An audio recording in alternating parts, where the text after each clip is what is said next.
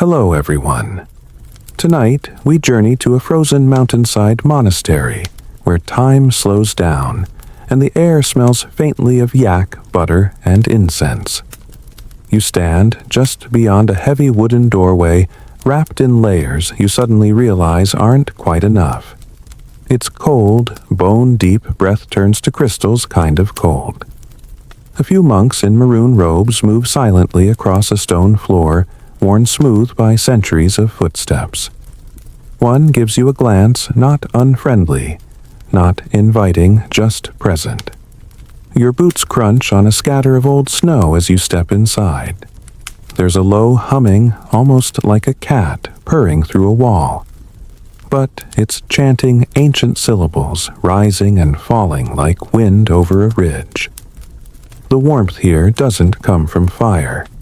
There are no blazing hearths, just small butter lamps flickering on altars, glowing golden, their flames barely disturbed by the draft you've dragged in.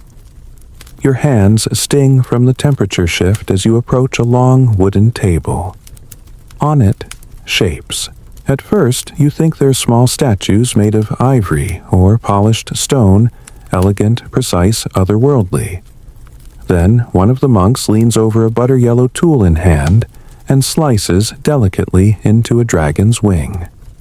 The scent gives it away before the texture does. Yak butter. These masterpieces are made entirely from yak butter.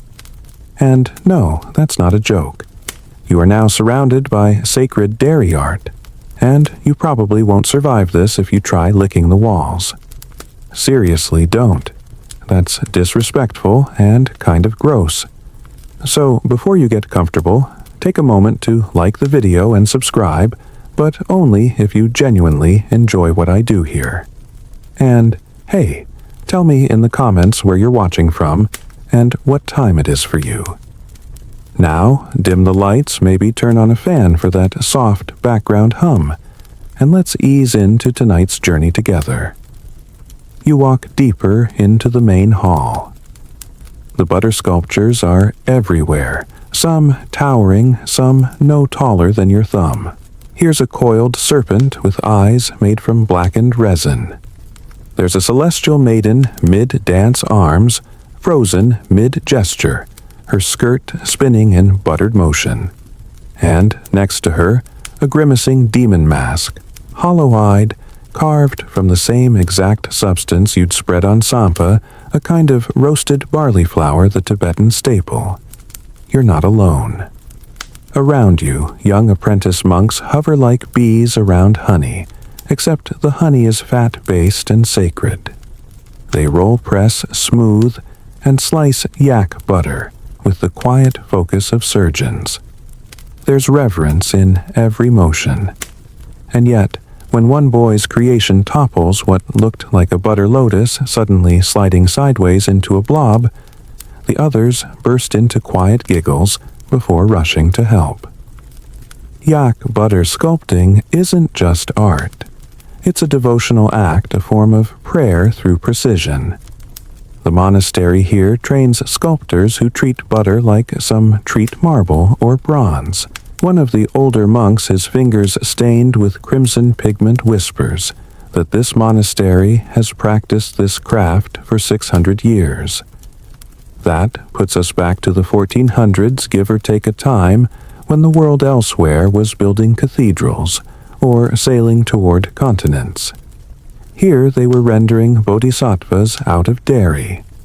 And not just for the fun of it. These sculptures are offerings. According to Tibetan Buddhist beliefs, crafting these butter figures brings merit, purifies the mind, and honors the divine. The act of making something beautiful, knowing it will melt, is a spiritual metaphor. Yup, it's all about impermanence. One of those ideas Tibetan Buddhism won't let you forget. You press your hand to the table's edge and feel the chill rising through the wood.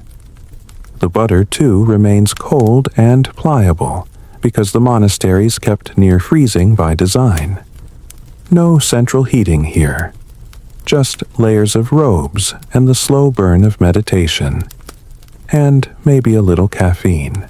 You spot a monk sneaking sips of butter tea. Yes, that's a real thing. Strong black tea salt, and you guessed it, yak butter, churned into a creamy, oily drink that tastes like tea mixed with soup. Weirdly satisfying. While you're still trying to mentally file butter as drink sculpture and lamp fuel into some sane category, you're handed a sculpting tool. It's smooth-aged wood, shaped like a tiny spatula. You look up uncertain, and the young monk grins at you. "Try," he says. "Okay." You dig the tool into a chilled lump of butter expecting softness. Instead, it resists slightly like cold clay. You try to make a spiral. It ends up looking like a stubby worm. Maybe it's a snow serpent you offer, and the monk nods solemnly. Yes, very sacred. You're not sure if he's joking. Historians still argue whether this art form began in Tibet or was imported via Indian Buddhist traditions. Some claim that early butter offerings may have started as simple lumps left at shrines, only evolving into sculpted forms centuries later. But others believe it always had form and symbolism, just cruder, less ornate. What's agreed on is that butter as a sacred medium is deeply rooted in Himalayan spirituality. Here's a fringe tidbit. Some butter sculptures are built using molds taken from actual human skulls. Not recently, thankfully. These are ceremonial skull caps passed down through generations, considered relics in their own right. Butter, poured into them, takes on a hollowed dome shape, used to form wrathful deities or ancestral tributes. Yeah, that'll live rent-free in your dreams tonight. A gong sounds somewhere deep in the temple, low and long. The monks begin to rise, setting down their tools. One boy points to the far side of the room, where an enormous sculpture, easily 6 feet tall, is covered by a silk sheet. Tomorrow, he whispers, we reveal. You get one last look at the tiny figures you watched them shape. Some look sad, others joyful. All are melting slightly at the edges, just like time does in places like this. The next morning, you wake to the sound of bells, soft, irregular, like wind chimes clinking through thick air. Outside the guest chamber you were given, read a stiff mat on a wooden floor. The light's gone from icy blue to a more forgiving gray. Monks are already awake, already bustling. You stretch under your borrowed blanket and groan, quietly. Turns out enlightenment does not come with a memory foam mattress. You shuffle back toward the great hall, following the scent of, well, yak butter again. But today, it's stronger, toastier. Someone's frying tsampa cakes in a shallow iron pan, and you snag one without guilt. Nobody's watching. Okay, everybody is watching, but they pretend they're not. At the far end of the hall, the 6-foot-tall butter sculpture is about to be unveiled. The silk cover ripples in the draft, like it's breathing. You take your spot behind a row of elder monks, each clutching prayer beads' eyes, half-lidded in meditative reverence. One gives you a sidelong glance, then slowly offers you a chunk of dried yak cheese, the size and density of a marble. You accept. It tastes like sour chalk. Delicious. Then unveiling time. The silk slips away in one motion, and there it is, a glowing figure of Chenrezig, the bodhisattva of compassion. Multiple arms fan out behind him, each holding a symbolic item, a lotus, a mala, a conch shell, all lovingly rendered in tinted yak butter. His expression is serene, almost wistful. His crown, bright orange butter molded into flames. It shouldn't be beautiful, but it is. And somehow, impossibly, it smells kind of like popcorn. Now's a good time to get familiar with this weird, wonderful substance. Yak butter. It's not just something to eat or light. It's a spiritual MVP. Tibetans have been using it in rituals for over 1,000 years. Richer and gamier than cow butter, it's churned by hand in long cylindrical barrels, sometimes using animal bladders as liners. Which, yeah, sounds like the worst smoothie bar ever. Historically, yak butter has been used as food fuel medicine and, yes, sculpting clay. It keeps for months at high altitudes, which matters when your nearest grocery store is 4 days away on foot, across a frozen mountain pass guarded by grumpy snow leopards. Probably. And here's your mainstream historical fact of the day: butter has been central to Tibetan offerings since at least the 7th century, when Buddhism first began its slow fusion with native Bon practices. Ancient texts describe butter towers left at sacred sites, though these early creations were likely rudimentary blobs, not today's elaborate works of devotional art. Now, for something a bit more fringe, there's a belief passed among older monks in whispers that truly skillful butter sculpting can awaken visions. Not metaphorically actual visions. Some claim that if you meditate before a perfectly rendered butter deity, especially one made at Losar, the Tibetan New Year, you might glimpse past lives or be visited by protective spirits. One monk assures you this happened to his uncle in 1973. You don't press for more details. The cheese marble is still lodged between your teeth. You walk past smaller works in progress. Here's a thanka, normally a painted scroll rendered entirely in colored butter. Tiny loops of fat make up intricate borders curling like parchment. And there's a butter mandala dizzying in its symmetry, carved from butter slabs as thick as your hand. Still curious, too bad, because now you're commanded really to help churn a fresh batch. The butter-making station sits in a side courtyard, where 2 elderly nuns are engaged in what looks like full-contact dairy combat. They laugh as they work scooping churned cream from a hide sack into a low copper basin. You grab a stick and start stirring. It's like trying to mix peanut butter with a whisk while wearing mittens. Hard, right, one nun says. Good for karma. That's the Tibetan version of no pain, no gain. Once you've got a dollop of fresh yak butter, a younger nun shows you how to cool it. You spread it onto a slate slab already dusted with barley flour, flattening it with your palms. It's like Play-Doh, but slightly oily and deeply holy. You catch a whiff of its nutty aroma, and it weirdly reminds you of Grandma's kitchen if Grandma lived at 12,000 feet and wore prayer beads.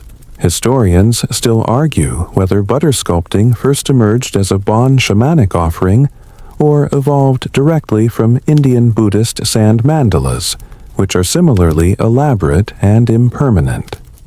Some even suggest butter offerings were first used not in temples, but on mountaintops left out for sky spirits.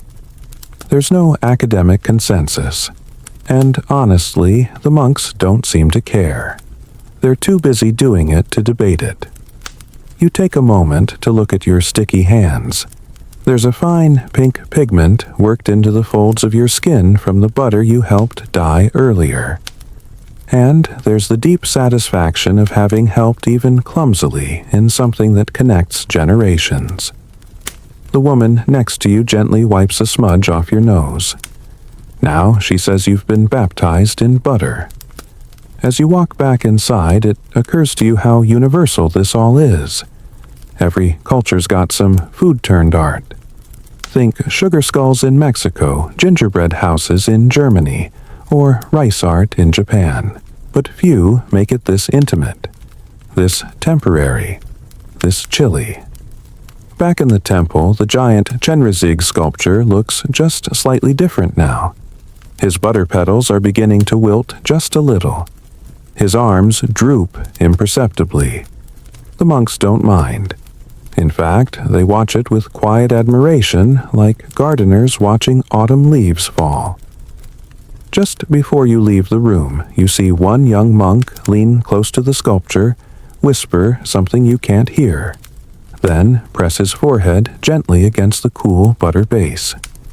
His breath clouds against the surface. For a moment, everything stands still, just butter and prayer, and the sound of chanting in the halls beyond. You're getting better at recognizing the rhythm of life inside the monastery. It flows like melted butter over warm stone, slow, steady, and impossible to rush. You return to the main hall later that evening, and the temperature has dropped again. Not that it ever really warmed up, but now you can see your breath puff in front of your face like lazy ghosts. The butter sculptures, on the other hand, seem almost smug in this deep freeze. Perfect conditions. Tonight is different. The electric lights have been dimmed, or maybe they were never really on to begin with.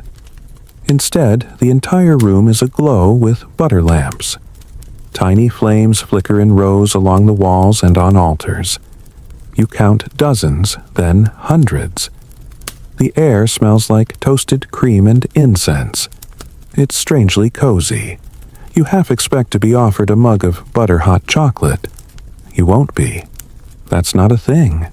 Please don't invent it. The monks are gathered again, but now no one's sculpting. They're meditating. Sitting cross-legged, eyes closed, some murmuring mantras.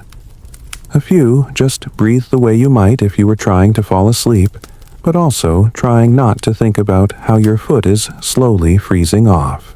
Then you spot them, two monks near the center, working with faint tools. Not fully part of the meditation circle, but not quite separate either.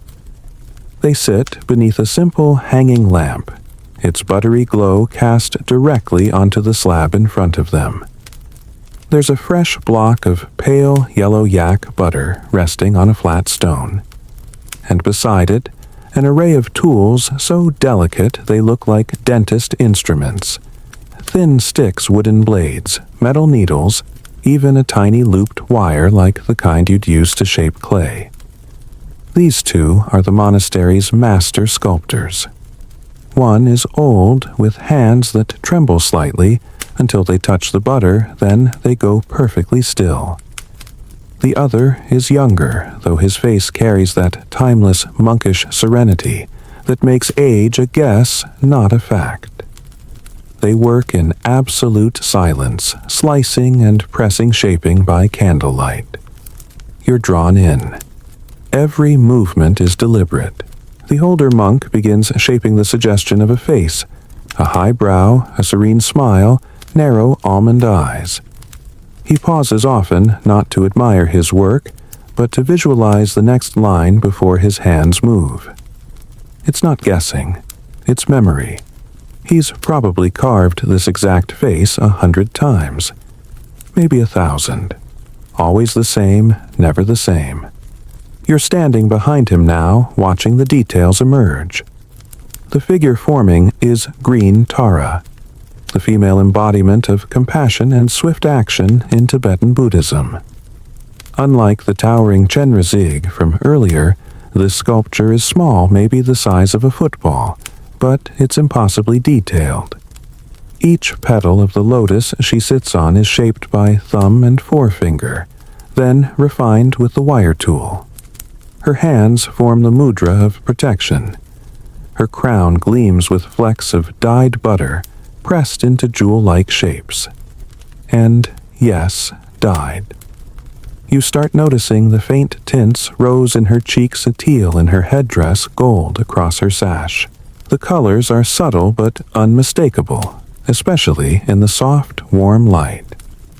It feels intimate, like you're eavesdropping on a conversation between monks and the divine.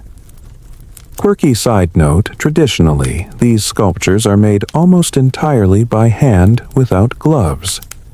That's right, bare fingers in near-freezing rooms working with temperature-sensitive fat. It's part of the discipline. If your hands get too warm, you could ruin hours of work. So monks train themselves to work with cold hands, sometimes by plunging them into icy water first. You mentally add frozen butterfingers to your growing list of spiritual challenges you're not ready for. Back in the hall, the younger monk begins shaping the figure's robes. You're mesmerized. He draws long lines with the edge of a thin blade, then adds folds by dragging a flat spatula-like tool across the surface. The effect is stunning.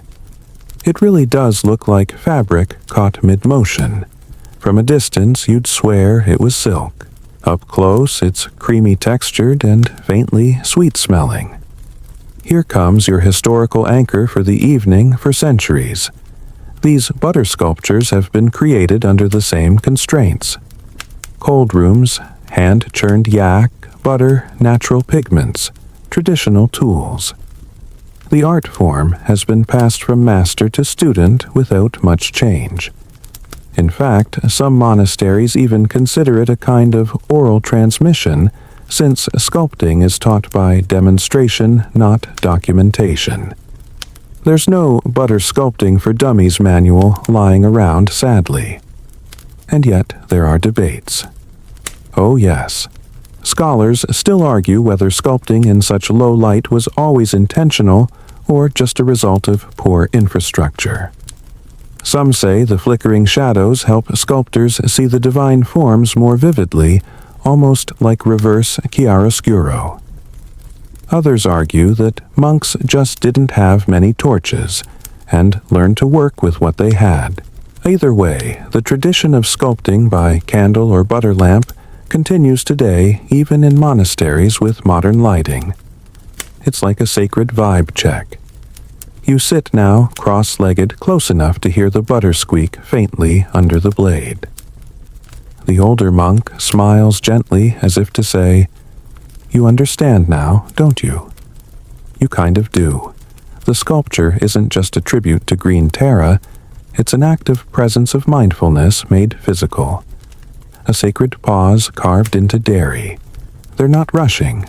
There's no deadline, even though the Losar festival is only a few days away. Every sculpture will be completed in time, but not because someone cracked a whip. Because it will be done when it is done. You notice something else too. Each piece seems to emerge from the butter rather than be imposed on it. The sculptors don't force shape into the block. They coax it. Like the form was always there, just waiting for fingers to find it. That might sound poetic, but here, in this hush of candlelight and breath and prayer, it feels absolutely real. A fringe note to carry with you: some sculptors, especially those working on wrathful deities' figures, meant to ward off evil. Observe full-day fasts while working. No food, no drink, not even tea. They believe that purity of body sharpens the mind and allows clearer intention to pass through their hands. One monk tells you in a whisper, "We don't shape the butter. We shape the space between." Well, that's one way to make Play-Doh feel like an existential crisis. The green Tara figure is nearly complete now. The masters set down their tools. The final detail is a tiny butter pearl pressed into her crown. You can barely see it, but it matters. Every line, every bump, every smear is intentional. And in a few days, she'll melt. That's the point. That's the lesson. And you're only just starting to get it. It's the next morning, and your bones creak like old monastery floorboards. You stretch beneath a quilt that smells faintly of incense, barley flour, and, let's be honest, butter. Today's lesson arrives not in whispers or chants, but in the enthusiastic knock of a junior monk who seems way too alert for someone who probably didn't sleep. "You help today," he says brightly. Lots of eyes. Big ones. You follow him, grumbling softly through the courtyard to what looks like a large storage shed. But inside, it's not sacks of barley or stacks of prayer flags. It's a literal cold chamber stone walls, no windows, and shelves upon shelves of heads. Butter heads. It takes a second for your eyes to adjust, then you spot them. Hundreds of faces sculpted from yak butter, each resting on its own little pedestal. Deities, demons, animals, even monks. Rows and rows their expressions frozen mid-smirk, mid-frown, mid-omniscient gaze. It's like Madame Tussauds took a detour through the Himalayas and decided, let's do dairy. Your job today is simple help carry these to the display hall. Carefully, slowly, with gloves. You slip on a pear goat hide lined with felt and pick up your first butter head. It's a wrathful deity mouth open in a snarl, eyes bulging in stylized fury. You immediately drop it. Well, almost. A supervising monk catches it mid-tumble and gives you the look. You know the one. It's part disapproval, part gentle compassion, and part. Are you sure enlightenment is for you? You try again, this time with 2 hands.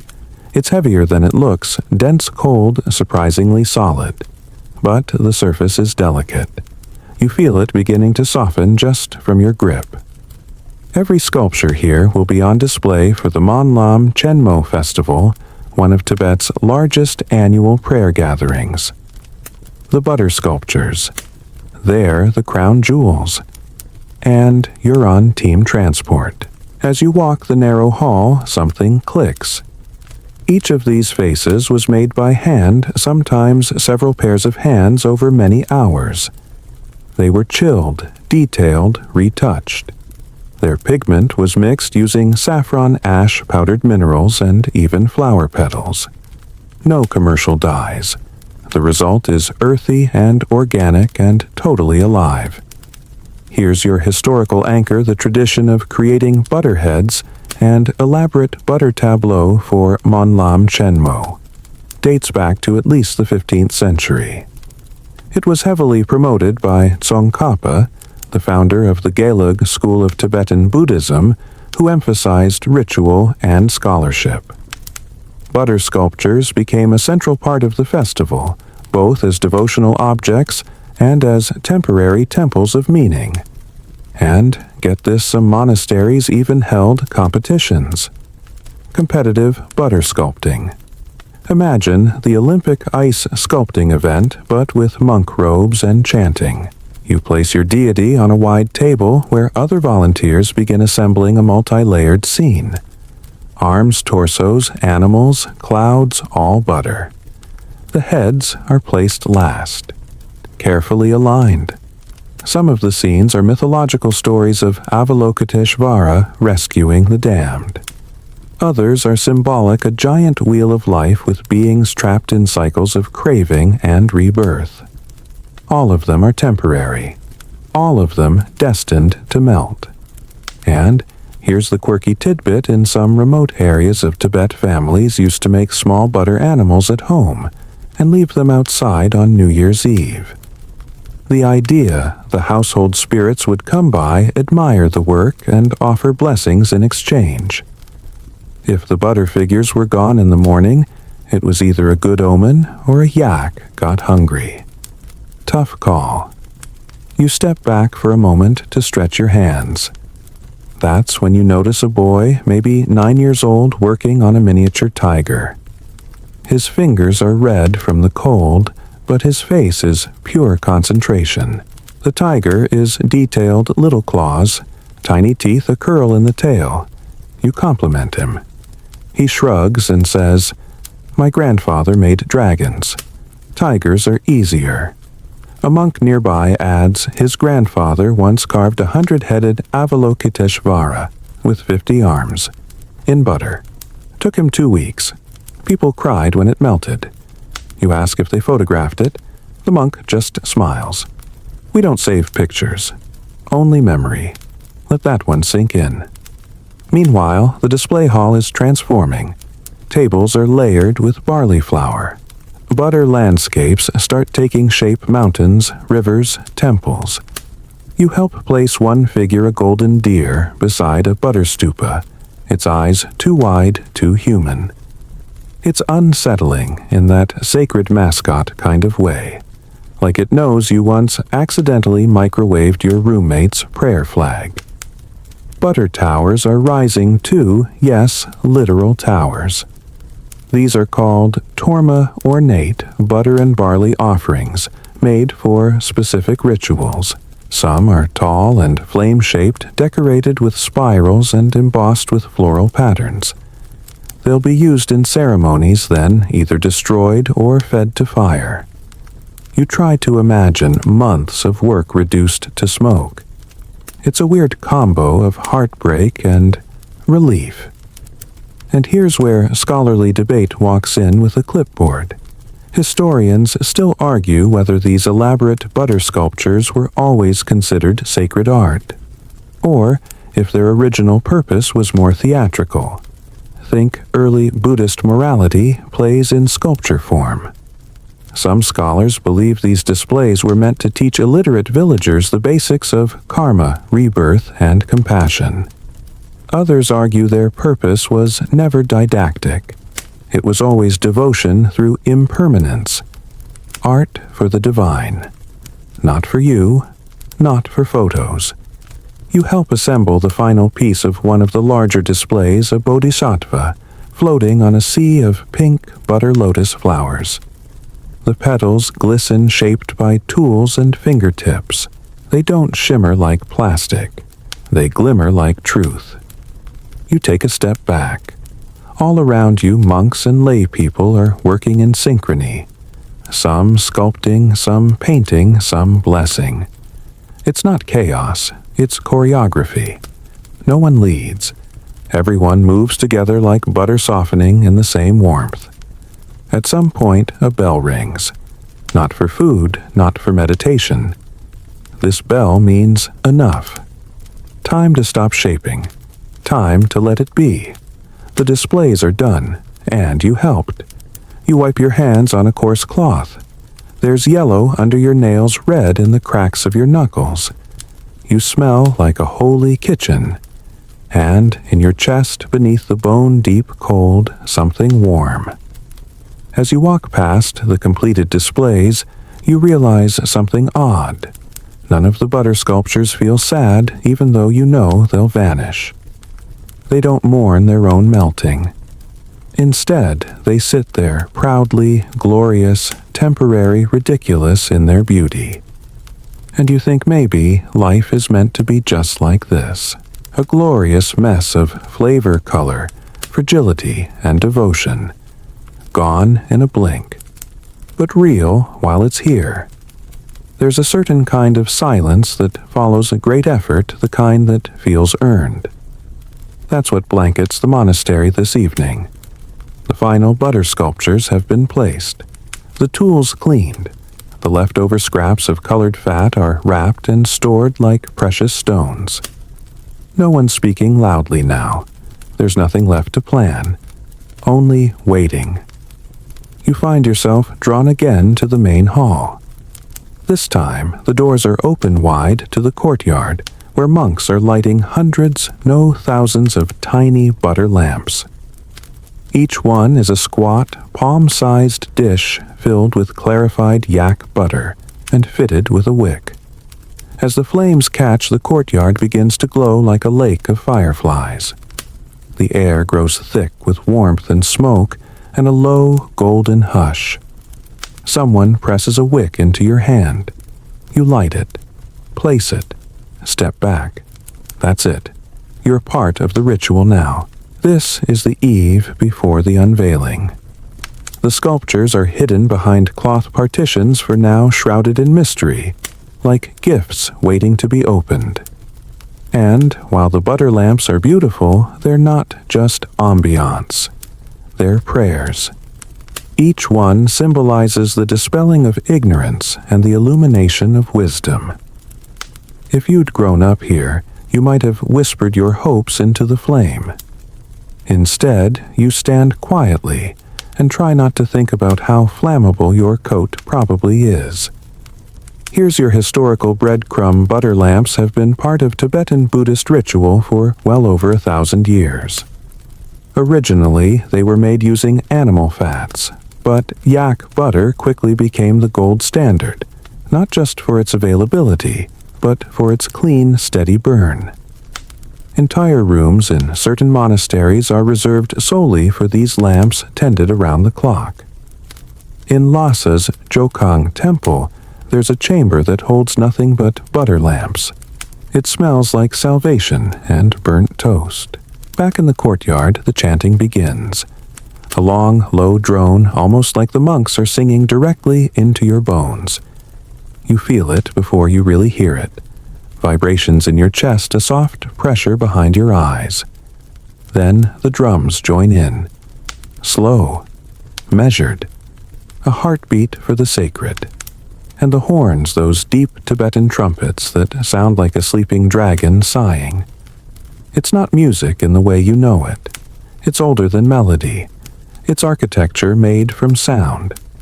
You're seated now, cross-legged on a woven mat, watching as more monks file in with ceremonial masks and robes. These aren't your everyday maroon robes, mind you. These are stitched with gold thread with wide shoulders and long scalloped sleeves. The masks are elaborate, bright colors, bulging eyes, tusks, fangs. Some are serene. Others are terrifying. All of them are butter-scary under flickering light. These masked figures begin to dance. Slowly at first, then faster. Turning, stomping, spinning in tight, practiced steps that send dust and energy swirling around the courtyard. These are cham dances, sacred rituals, performed by monks who have spent years memorizing their precise moves. They represent protectors and wrathful deities, banishing ignorance and clearing the way for wisdom to enter. And here's your quirky twist during some of these dances. Monks deliberately incorporate slight mistakes, a wobble, a backward step, a sudden laugh. Why? Because perfection belongs to the divine. Humans are allowed to stumble. It's a cosmic blooper reel built into the choreography. As the ritual continues, offerings are made bowls of sampa roasted barley flour, small statues, strings of prayer beads, and of course sculpted butter tormas. One by one, they're carried to the central fire pit and placed gently into the flames. The tormas melt quickly, their ornate shapes collapsing into bubbling yellow pools.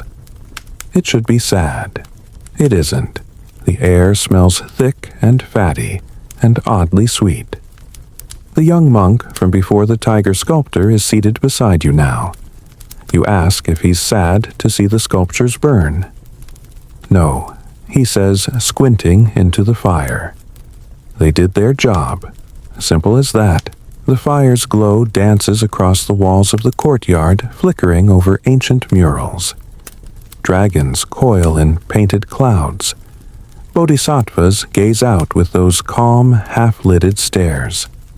Time feels elastic here, like you've stretched it too far and it's about to snap. But it doesn't. It just stretches farther. And here's where scholarly debate leans in, stroking its chin. Some historians argue that butter sculptures weren't originally meant to be burned or melted at all. Instead, they may have been preserved in cold caves, or even placed on high-altitude shrines for extended veneration. Others insist the temporality was always part of the point. That melting butter was the sermon. That the destruction was the completion. You decide not to pick a side. A bell rings again, not harsh, not urgent, just present. It's the final cue of the evening. The dancers bow. The monks begin to chant once more, this time softer, like a lullaby made of breath. And as they do, the butter lamps begin to extinguish one by one. Not by hand, not by design, just naturally. Wind, wick, wax, gone. It's beautiful. You walk back to your quarters in near silence. The stars are ridiculous tonight. You're above the smog, above the buzz, above the weather apps. Each star feels printed just for you. You wonder if butter sculptures have ever been made of constellations. You'd believe it. You slip into your bedding, chilled but content. The scent of butter is faint on your sleeves. You're not quite asleep yet, but you don't need to be. The night is doing all the dreaming for you. You wake to a commotion that's not quite chaos, but definitely louder than enlightenment usually gets. Outside, the courtyard is packed. Locals have come in from neighboring villages wrapped in thick woolen shawls, faces red from the cold and the excitement. Children dart between grown-ups with wild eyes and sticky hands. Somewhere, someone is roasting something that smells suspiciously like yak dumplings. Today is the day, the unveiling. Monlam Chenmo has officially begun. Monks move in long lines through the monastery carrying incense and silk banners. Their chants form a steady humming bass note under the chatter of the growing crowd. You're ushered to the display hall where the butter sculptures have been waiting like actors behind a curtain. Now the cloth partitions are drawn aside. Gasps. Audible, collective, real gasps. You understand why. The sculptures are no longer just butter. They're stories frozen in color and texture. Scenes from sacred texts unfurl across wide platforms, each element shaped by hand blessed and positioned with ceremonial care. Here's a tableau of the Buddha's birth with blue butter lotus flowers curling around his feet.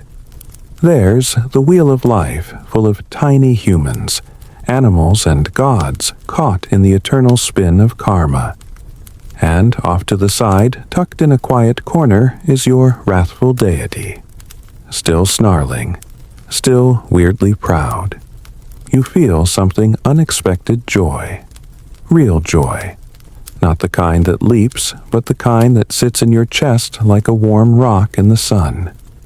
A senior monk stands near the entrance explaining the stories depicted in each sculpture to waves of listeners. You catch fragments. This represents the 6 realms of existence. Notice how the Bodhisattva's hand is raised in Abhaya Mudra, the gesture of fearlessness. And, yes, that one is a butter elephant, not a horse common mistake. Here's your historical pin during Monlam Chenmo. In the 17th century, it's recorded that the great 5th Dalai Lama himself commissioned some of the largest butter sculptures ever made, some towering over 10 feet high. The event became so prominent that nobles from all over Tibet would send offerings and sometimes even butter artists from their own regions. It wasn't just religious, it was political, social, and artistic. Like the Met Gala if the gowns could melt. And here's the quirky gem: in some monasteries it's believed that certain butter sculptures have personalities. Not souls exactly, but preferences. One famous sculpture of a wrathful protector reportedly refused to be moved indoors during a windstorm and cracked 3 times in protest. Eventually, the monks just built a shrine around it, problem solved.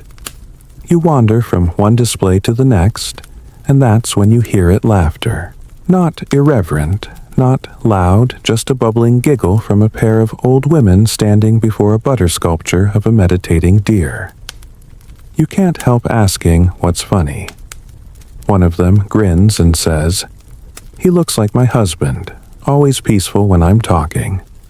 You laugh too. The sculpture does kind of have that zoned-out in self-defense look. This is something you hadn't expected.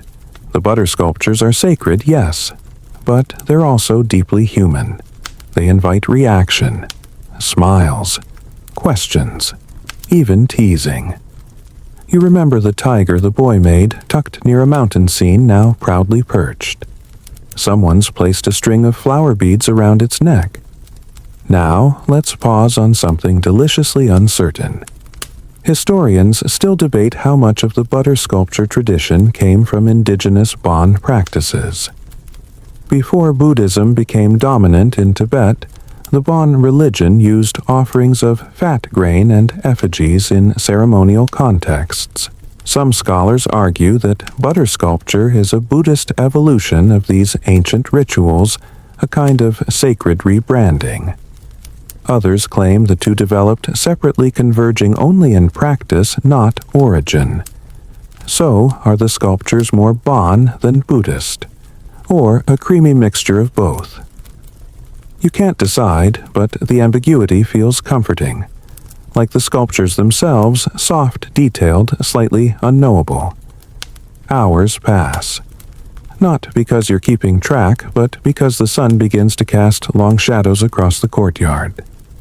A young monk finds you again and offers you something, a small piece of dyed butter in the shape of a flower. "It's been blessed," he says. A token.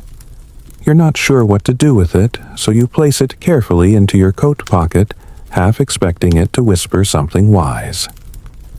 Later, a procession begins. A long line of monks carry portable shrines, musical instruments, and a massive butter torma decorated with flames and eyes and strange geometric symbols. This one's different. It's not for display. It's for offering. The procession winds its way through the village, stopping at crossroads altars and quiet corners where people have gathered to burn incense or make offerings. You follow behind, swept up in the rhythm of drums and footsteps. At the final stop, a flat field just beyond the village, a large ceremonial fire pit has been prepared. The butter torma is placed in the center, its vivid colors dancing under the setting sun. Chants rise. The flames are lit. The sculpture begins to melt. First slowly, then all at once. Color turns to smoke. Form collapses into orange heat. What took weeks to build is gone in minutes. But no one seems upset. There's no mourning here, only reverence. The sacrifice is the point. The melting is the prayer. And there's your soft landing for the day. In the heart of Tibetan butter sculpting lies an understanding few cultures truly embrace. Impermanence isn't failure. It's fulfillment. The goal was never to last. The goal was to be beautiful while it did. As the sky turns lavender, you walk back toward the monastery, hands in your pockets, fingers brushing the tiny butter flower.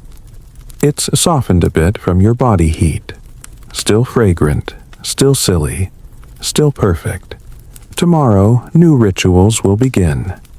More butter will be shaped, melted, blessed. But tonight, you're full. And not from yak dumplings. From something deeper. You sleep surprisingly well, considering you're in a 600-year-old monastery that's both a museum and a butter-scented oven. When you wake, the morning is all hush and blue light, the kind that spills in under heavy doors and makes you feel like you've woken up inside a painting. Outside bells are already ringing again, low and distant, like the world is stretching. You wander toward the workshop courtyard, unsure what you'll find now that the main event has passed. But as you turn the corner, you're met by something completely unexpected. A group of novices standing around a tall block of hard-packed snow. Not butter. Snow. One monk sees your confusion and motions you over. "Practice," he says simply, "and play." The snow is acting like a cold canvas used during the off-season when butter is too expensive or too soft to waste. They're carving with the same butter tools, hooked knives, curved scoops, their hands red from the chill. One boy is making what appears to be a dragon with comically short legs. Another is working on a butter churn that's already falling apart in slow collapse. There's laughter, even the occasional snowball. Here's the quiet fact for your back pocket. In many monasteries, young monks practice butter sculpting on snow or yak dung ash before they're allowed to touch real butter. It's not just an economic decision, it teaches humility. The medium disappears even faster than butter, so there's no temptation to get precious about it. You work, you learn, you lose it, you move on. You get the feeling this isn't just about snow or butter. It's about life. A young girl from the village, maybe 7 or 8, is watching too. She tugs at your coat and points at one of the snow sculptures, then mimics the shape with her mittened hands. You don't speak the same language, but it doesn't matter. Art is the most fluent language in the world. The monks are welcoming today, relaxed in a way they weren't yesterday.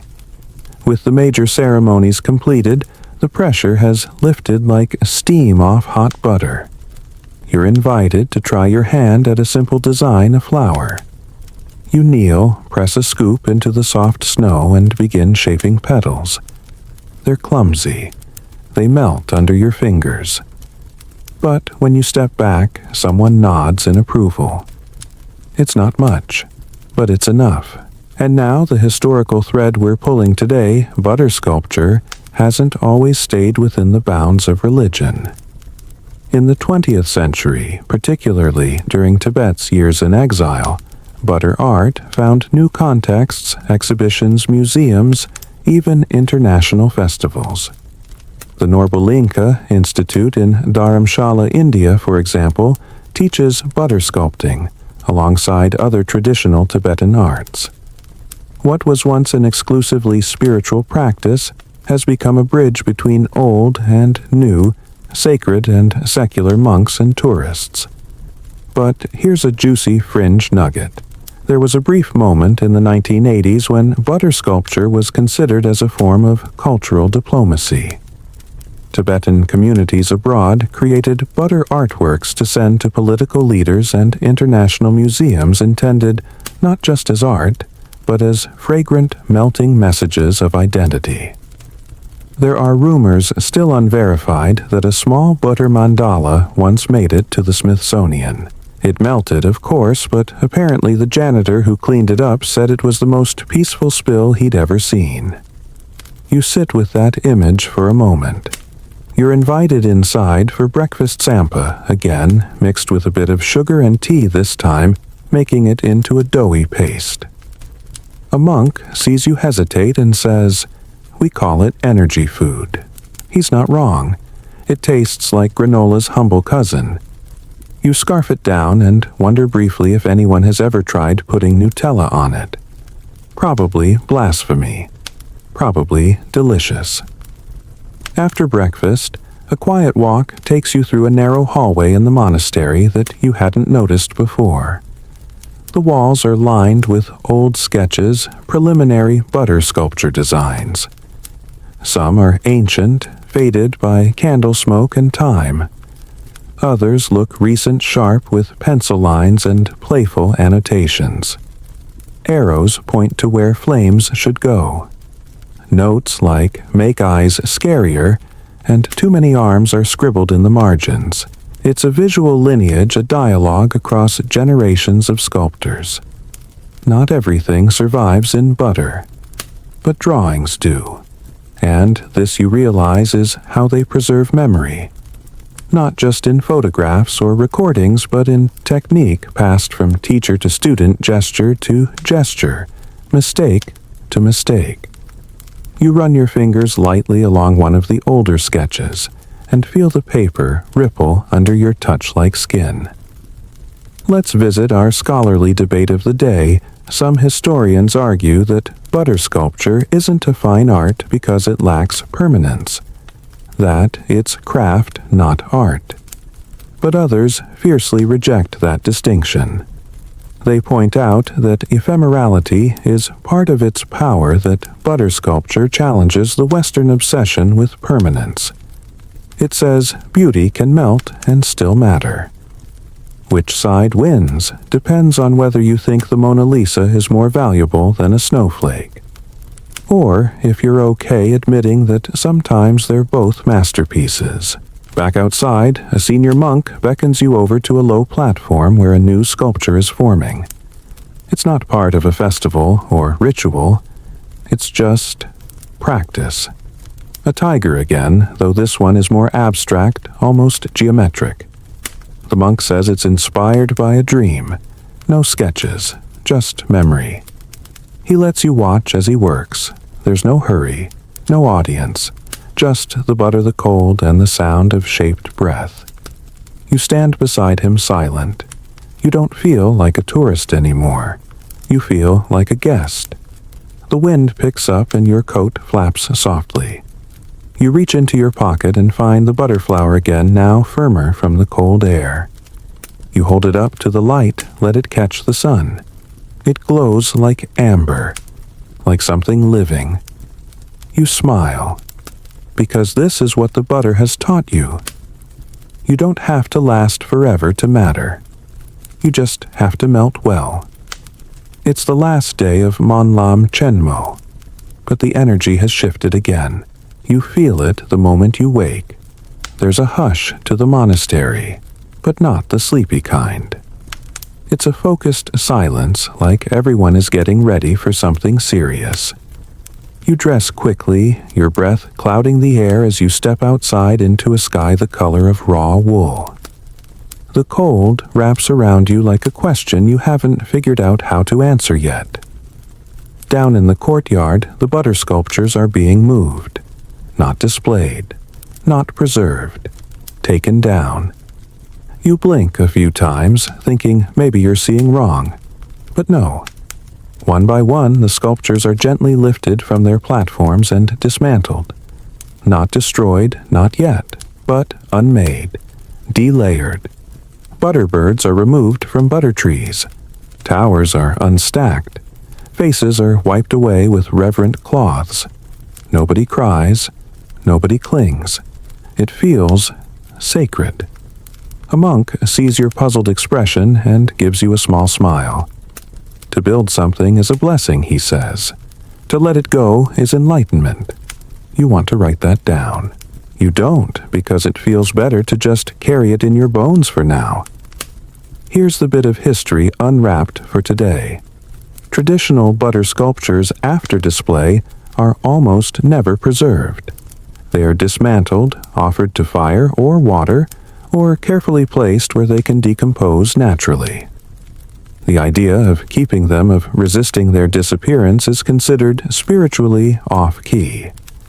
Tibetan Buddhist philosophy teaches that attachment even to beauty is the root of suffering. The melting is not a tragedy. It's a release. But there's a peculiar little corner case in butter lore. In the 1930s, a noble family in Lhasa reportedly attempted to refrigerate a butter sculpture in a makeshift ice cellar, determined to honor its perfection. The results were disastrous. The sculpture grew mold, collapsed anyway, and according to family legend, left the room smelling like socks and sorrow for an entire season. Even art, it seems, has boundaries. You wander closer to where the butter is being sorted, yes, sorted. There's a system. Parts of the sculptures used in specific rituals are set aside to be offered at a sacred fire later. Some are destined for a river nearby to be returned to the elements. A few pieces, still vivid and intact, are distributed among the monks and villagers, not to eat, but to bless homes or fields. And here's your fringe fact for the day. It's believed by some communities that if a tiny piece of blessed butter sculpture is buried under your house or in your garden, it can protect the land from illness, famine, or even excessive gossip. The latter may not be canonical, but hey, worth a shot if your neighbors are chatty. You are invited to take part in the next step, the procession to the river. It's not grand, not like the unveiling was. This one is smaller, quieter. A line of monks and villagers, each carrying a fragment of sculpture, some still vibrantly dyed, others reduced to pale butter blobs. You fall into step with them, your hands empty, but your heart strangely full.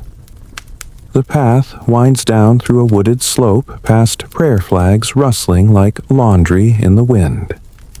The river comes into view, a ribbon of silver slicing through dark stones. There's no speech, no ritual music, just the sound of footsteps and water. One by one, the fragments are dropped into the current. You watch as they float, briefly dissolve slowly, then vanish. It's hypnotic, almost too perfect. Somewhere inside your practical brain pipes up. This is biodegradable art, probably the most sustainable creative practice on Earth. No waste, no storage units, just transformation. The scholarly debate today: how much has butter sculpting changed in exile? Some argue that modern butter art, especially in places like Dharamshala and Ladakh, has become more stylized, influenced by global aesthetics and even pop culture motifs. Others say the core hasn't changed at all. The materials may be new, but the intentions remain rooted in the same spiritual soil. The argument gets academic fast, but it boils down to this: is butter art still? Butter art, if it's preserved in a museum, or if it looks like anime, you watch a monk drop what looks like the last fragment, a bright orange petal, into the stream. It bobs, once, catches the sun, and disappears. The group stands there for a few quiet minutes. No one rushes. Even the wind seems to pause. And then, like someone pressed a hidden button, the whole group turns and walks back up the hill. You linger for a moment. You think about all the things you've seen in the past few days. All the things that melted. The tiger, the wheel of life, the snow dragon, even your own clumsy butterflower. And you don't feel sad. You feel like something's been cleared out. Like someone went in with a soft cloth and wiped the fog off the windows of your thoughts. Back at the monastery, the cleanup continues. Tables are being scrubbed. Dye pots are stacked. The chill that hangs in the air feels lighter somehow, like the kind that follows snowfall rather than precedes it.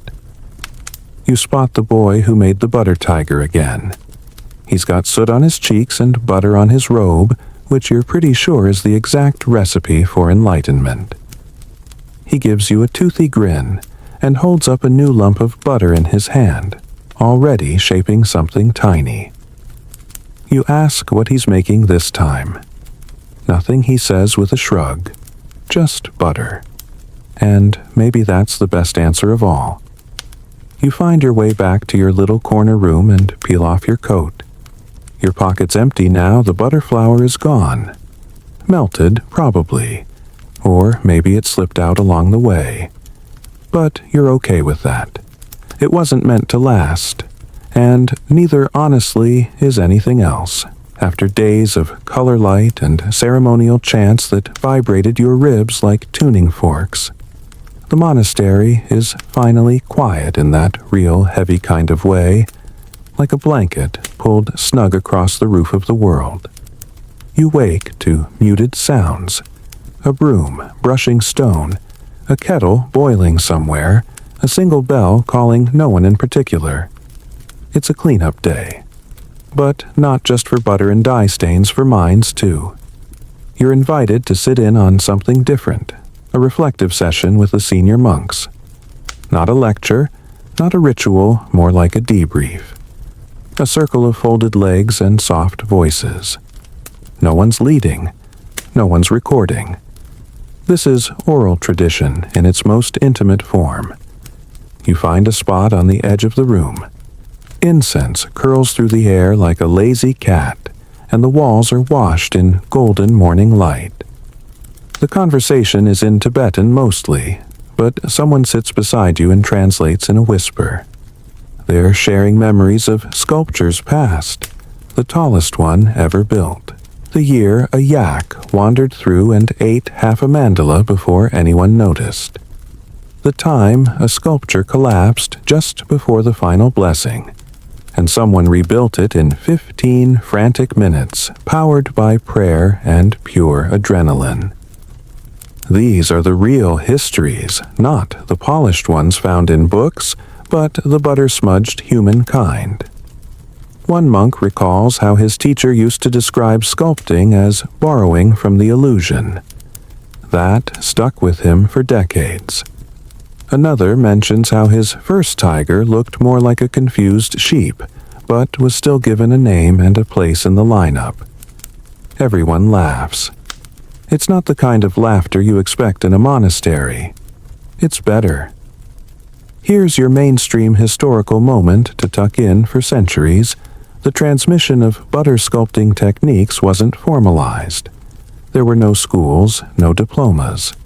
It was all mentorship, an elder guiding a novice, correcting a hand's angle, murmuring a mantra as fingers shaped flame from fat. That oral chain, passed down one sculptor at a time, is what has kept the practice alive across dynasties, invasions, exiles, and iPhones. But there's a strange little offshoot to this history in the 1990s. A Canadian artist visiting Ladakh became fascinated with the butter art tradition and tried to start a butter sculpture academy back home. He imported yak butter, held workshops, and even pitched a reality show about competitive butter sculpting. It didn't quite take off. But he did succeed in creating the first known butter sculpture of Elvis, which sadly collapsed under studio lights within 40 minutes. Scholars don't talk about that one much, but honestly, they should. Back in the circle, the conversation turns to the purpose of impermanence. One monk tells a story about his first emotional breakdown over a melted sculpture. He was 16. He had spent weeks shaping a white Tara with the most delicate fingers he'd ever managed. On display day, it collapsed mid-morning sunlight, turning her into a puddle before the prayer flags even fluttered. He cried, in front of everyone. His teacher didn't console him, just handed him a new lump of butter and said, "Good. Now you understand." There's a pause in the room. That kind of pause that's as loud as a gong. Then someone else chimes in. "I cried when mine didn't melt fast enough. Thought it meant the gods were ignoring me." More laughter. And this time you laugh too. There's something radical about how openly they talk about failure. Not with shame, but with curiosity. Like every collapse is just a funny footnote in the process of becoming better. You sit back, warmed by the glow of people who know that success isn't in perfection, it's in presence. And, while we're on the subject, scholars still argue whether butter sculpting can truly be separated from its religious roots. Some say it's evolving into a standalone art form, especially with diaspora communities embracing it as cultural heritage rather than ritual offering. Others insist that removing the sacred intention changes the essence completely. Like trying to serve tea without water. There's no clear answer, just butter melting slowly on both sides of the debate. Later that afternoon, you find yourself back in the practice area. The snow sculptures from the day before are mostly gone now, melted, trampled, reclaimed by the sun. One or two icy blobs remain stubborn and sparkling like forgotten memories. You sit with one of the younger monk's teenager, maybe headphones, peeking from his robe, listening to something suspiciously upbeat. He's working on a tiny butter animal, a cat maybe, or a rabbit. It's unclear, and he seems totally okay with that. You ask him how long he's been sculpting. "Since I could sit still," he replies, grinning. Which wasn't long. He tells you he likes the butter more than the snow. Says it listens better. But it's messier, he adds. Like people. He offers you a piece of fresh butter and a wooden knife. You hesitate because you remember your last attempt ended in what could only be described as abstract melted blob energy. But he shrugs. Try again. You're better now. Or you're not. Same difference. So you do. This time you go slow like a parent brushing a child's hair. You don't aim for anything fancy, just a spiral. A swirl of lines, soft curves. It doesn't look like much, but it feels different. Calmer. You smile without realizing. The young monk nods. that one's not bad. It looks peaceful. High praise in the butter world. As evening falls, the smell of sampa and butter tea wafts through the air again, curling into your lungs like a lullaby. The bells chime not in warning or celebration, just to remind the wind it's still welcome. You think about everything you've learned here, about melting, mending, making again, about holding things gently even when they fall apart, especially when they fall apart. Your butter spiral softens in your palm as the temperature rises. You don't mind, you just let it go. Because now you understand. That evening, as the monastery settles into its quiet rhythm, stone pathways, swept prayer wheels, stilled monks drifting like shadows back to their dormitories, you find yourself drawn to a smaller building nestled near the outer wall. It looks older, less polished than the rest. The paint is faded, the roof tiles cracked like dry skin. But it radiates a kind of humble gravity, like an old relative who doesn't talk much but knows everything. A monk waves you in. It's the Butter Archive. Now you're probably thinking, didn't we just learn they let everything melt? What is there to archive? Exactly. That's what makes this room so odd and magical. Inside, the air is cool and dry. The walls are lined with wooden cabinets, some locked, others open, revealing dozens, maybe hundreds of delicate sketches. Diagrams, really. Outlines of sculptures past, intricate lines in charcoal or faded ink, annotated in neat Tibetan script, sometimes with notes like "too tall, leaned east," or "melted in 5 hours redo base." You pick up one depicting a wrathful deity with 6 arms and a face like a thunderstorm. The notes beside it explain how the butter's yellow dye bled into the red during a particularly warm monlam, making the figure appear almost cartoonishly sunburnt. It's comforting somehow. Even butter gods have bad days. The monk tells you this archive doesn't house the sculptures themselves, obviously, but the memory of them. Every master sculptor before dismantling their creation is encouraged to draw it. Not with the pressure of preservation, but with the softness of reflection. Some draw quickly. Some take weeks. Some never do it at all. But for those who do this, room becomes a time capsule of impermanent beauty. Here's your mainstream historical fact. A handful of Tibetan monasteries, including ones in Nepal and India, keep such archives. Not for tourists, not for fame, but for continuity. A way to remember what hands once made to inspire future sculptors who may never meet their mentors in person. But the most curious part of this room, the smell. It's not butter. It's cedarwood ink, and just a whisper of lamp oil. Almost like a schoolroom from centuries ago. You breathe it in deeply and feel like you're inhaling a story with no punctuation. The monk pulls out a particularly old scroll. This one's different. It's not a drawing, but a series of pressed fingerprints in dyed butter. Each one labeled with a name, a date, and, strangely, a brief quote. They're like tiny biographies. Lobsang, age 9. I like snow tigers. Ngawang, age 43. The butter wouldn't listen. Tencho, age 72. This is my last one.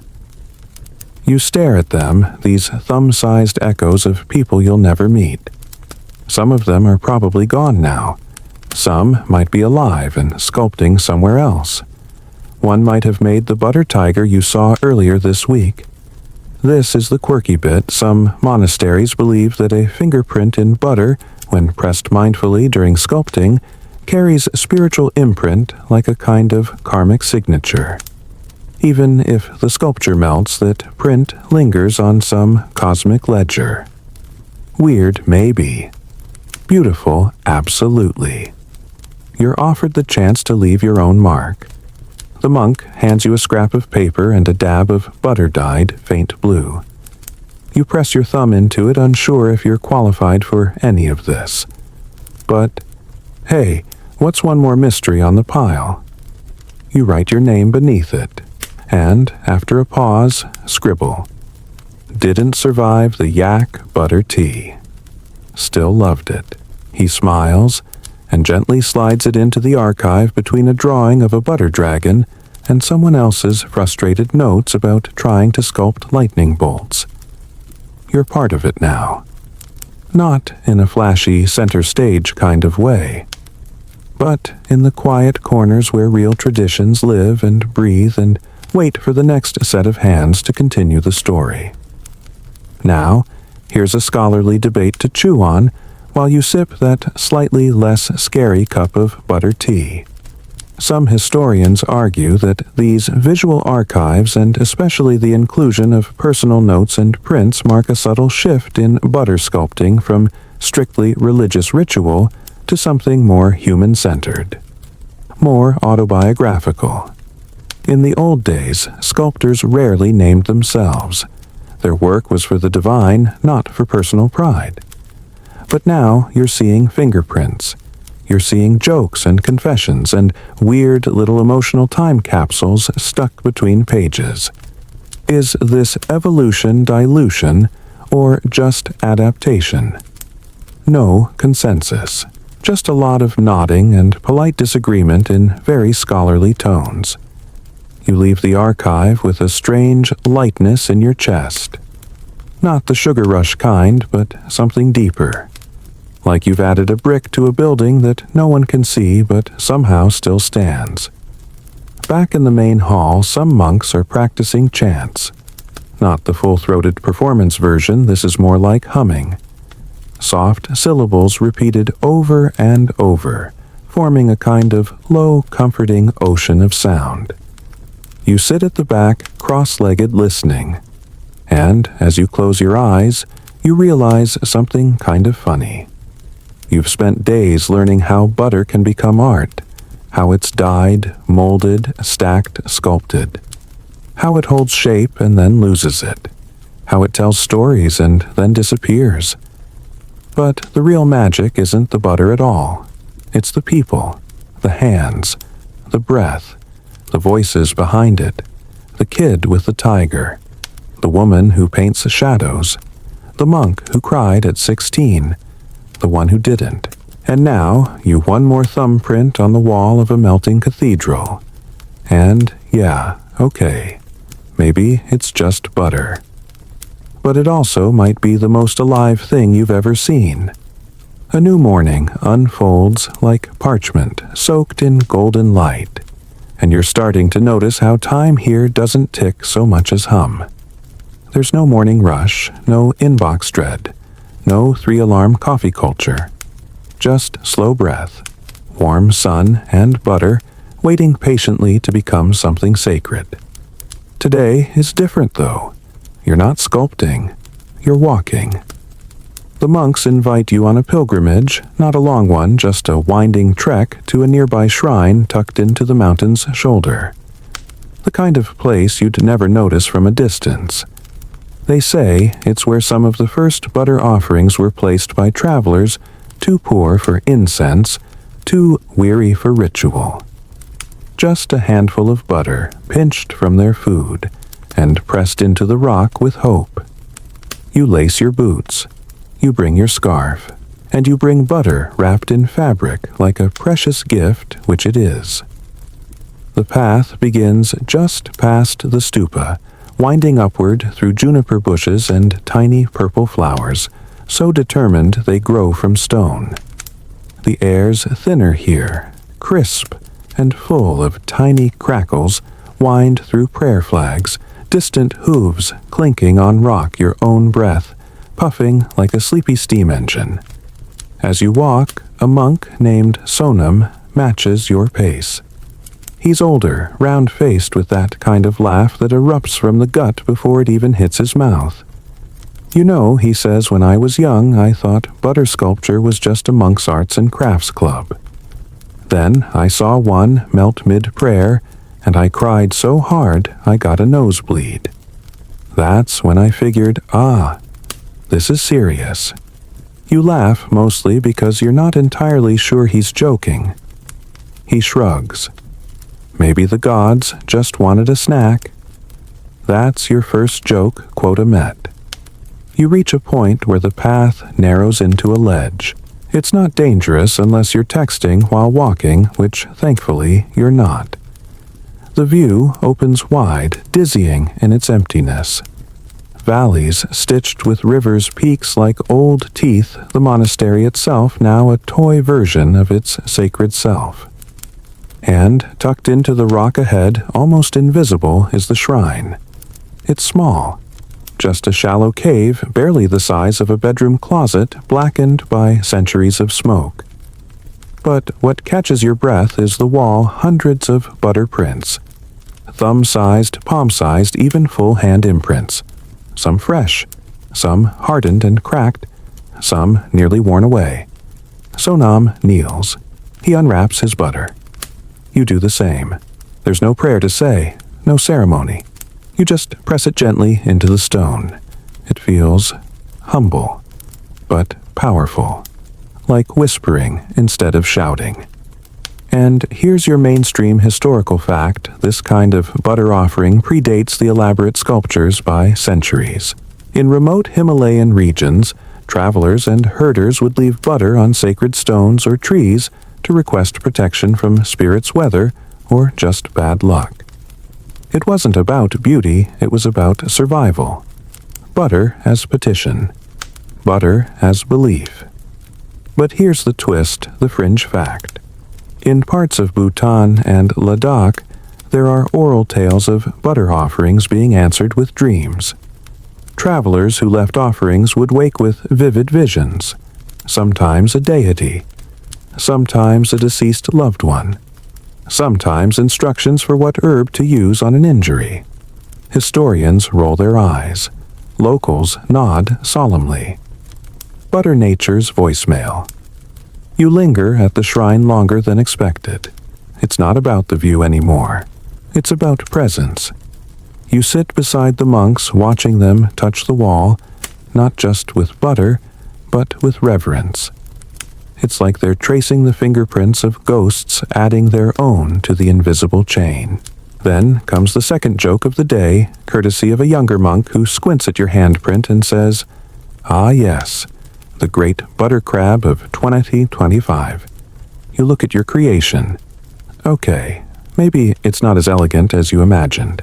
A little lumpy, a little pinchy. But you laugh anyway. Crabs are sacred somewhere, you reply. Not here, he grins. But hey, we'll allow it. On the way down, Sonam tells you about a time he got lost in a snowstorm near this very trail. He survived by burning dried yak dung and melting snow into his thermos with a scrap of hot metal. No big heroics, just grit. He says he left a butter offering when he found the trail again.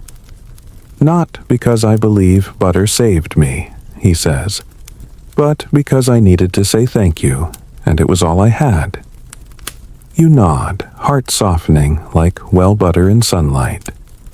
At the monastery gates, something unusual catches your eye. A group of children, local school kids on a field trip, are gathered around a monk holding up a sculpture. It's a small portable shaped like a lotus. One of the petals flops slightly, giving it a sheepish charm. The kids are squealing, laughing, asking questions. One tries to sneak a taste only to be stopped with a gentle tap on the head. And this is your scholarly debate drop. There's growing discussion about whether butter sculpting should be introduced in secular schools as part of cultural education. Some argue it helps preserve endangered traditions. Others worry it risks turning sacred art into just another classroom craft.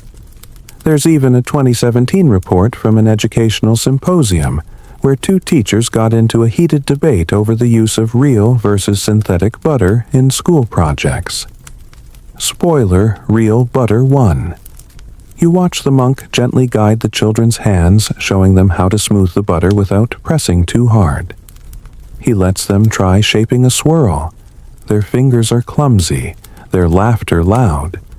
But somehow they get it. Not the sculpture part. The magic part. You smile. Because here it is again, the thing you keep seeing everywhere. Not butter as object. Butter as bridge. Between generations. Between faiths. Between the sacred and the silly. You walk back to your quarters, light on your feet, full in your chest. That night, your dreams smell like cedar and snow. You see fingerprints and firelight. You see a crab-shaped sculpture that somehow glows. And you hear a voice, not loud, not divine, just familiar. It says, "Try again. You're better now." And maybe you are. The next morning, you wake to something unexpected silence. Not the peaceful kind you've grown used to. This is heavier, more deliberate, like a held breath. Even the birds seem to respect it. You pull on your robe and step outside to find the courtyard nearly empty. No chants, no scraping tools, no aroma of frying barley dough. Just that low electric kind of quiet you usually associate with thunderstorms or final exams. You've entered the day of dissolution. That's not some doomsday event. It's the final day of the butter sculpture cycle. Everything that's been created is about to be taken apart. Not destroyed in a tantrum of hammers and fire, though. Admit it, that would be a spectacle, but gently, reverently, and with hands that once shaped now unshape. It's as much part of the ritual as the sculpting itself. A monk waves you over and points to the temple steps where the larger sculptures have been gathered. They look different in this morning light, less like deities frozen in time, more like stories waiting for their final chapter. You sit among the others back, pressed against cool stone as the head sculptor steps forward. He doesn't say much, just bows. Then he takes a small wooden blade worn smooth at the grip and begins to scrape away the edge of a butter petal. You expect applause, drums, a gasp. But what happens instead? Stillness, the kind that vibrates in your bones. One by one, other monks follow suit. Some use small chisels, others just their fingers. They move slowly, almost like undoing stitches from a tapestry. The crowd watches, not with sadness, but with a kind of focused grace. Here's your mainstream historical fact: the dismantling of butter sculptures at the end of ceremonies like Monlam Chenmo isn't just practical, it's symbolic. It reminds everyone present that nothing lasts. Even the most beautiful, painstakingly crafted things must return to formlessness. Its impermanence as a moral lesson, a visual sermon, an embodied truth. A young monk drops a chunk of bright green butter by accident. It lands with a wet splat. He panics, but the elder next to him just chuckles and says, "The gods have a sense of humor. They live with monks." Second joke, quota, done. As the process continues, you get to help. They hand you a small flower-shaped piece and ask you to return it to the pot. That's what they call it, the pot. It's not sacred. It's literally a dented bronze cauldron filled with warm water. As you lower the piece in the butter, softens, swirls, and finally vanishes into a cloudy yellow bloom. Like it was never shaped at all. It's weirdly emotional. You catch yourself whispering a quiet goodbye. To what? The butter. The shape yourself when you were making it. Maybe all of the above. Now, for your quirky tidbit in certain remote regions. Some monasteries add a pinch of medicinal herbs, or symbolic ingredients to the melted butter after dismantling. Things like juniper ash, crushed turquoise, or even powdered yak bone. This enriched butter is then smeared along temple thresholds, or used to anoint old statues. It's their way of saying, even after death, purpose remains. You watch an elderly nun smear a dab of post-sculpture butter onto the foot of a giant bronze Buddha. It glistens briefly, then sinks in like lotion on dry skin. Butter, the great circle maker. By midday, most of the sculptures are gone. Just smudges remain. Yellow-green stains on stone floors. Finger marks. A few dropped feathers from a once mighty Garuda. The place looks like a crime scene if the victim were joyfully sacrificed to the concept of transience. You think back to earlier in your stay, how you admired the towering butter lion with its gold-dusted mane. Now its only evidence is a smudge that looks like someone dropped their lunch. And yet strangely, it feels more powerful now. Not despite its vanishing, but because of it. This, you realize, is the part most people never get to see. The aftermath. The unmaking. It's not glamorous, it's not shareable, but it's real. A monk named Dorja hands you a cloth and points to a table where the smaller sculptures were dismantled earlier. You help wipe it clean. There's butter in every crevice. The cloth sticks a little. The scent is oddly comforting, sweet earthy, not unlike baked oats. Dorje watches you clean with a half smile. So he says, how does it feel to erase what you helped make you think? Then answer honestly, weird. Like I'm killing it, but kindly. He nods. Exactly. You ask what happens to the melted butter. He shrugs. Some is reused, some given to animals, some buried near sacred trees. Depends on the place. This prompts today's scholarly debate whether dismantled butter should be ritually disposed of or recycled into future sculptures. Purists say once something's been used ritually, it's done its essence spent.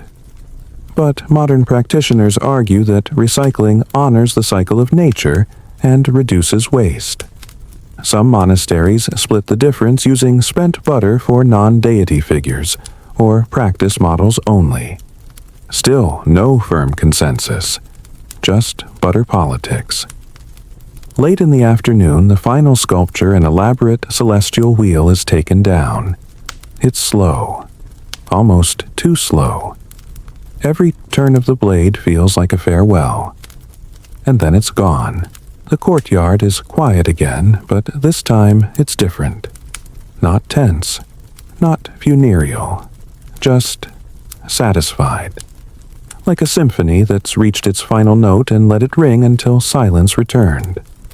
You sit by the now empty platform legs, stretched out arms loose.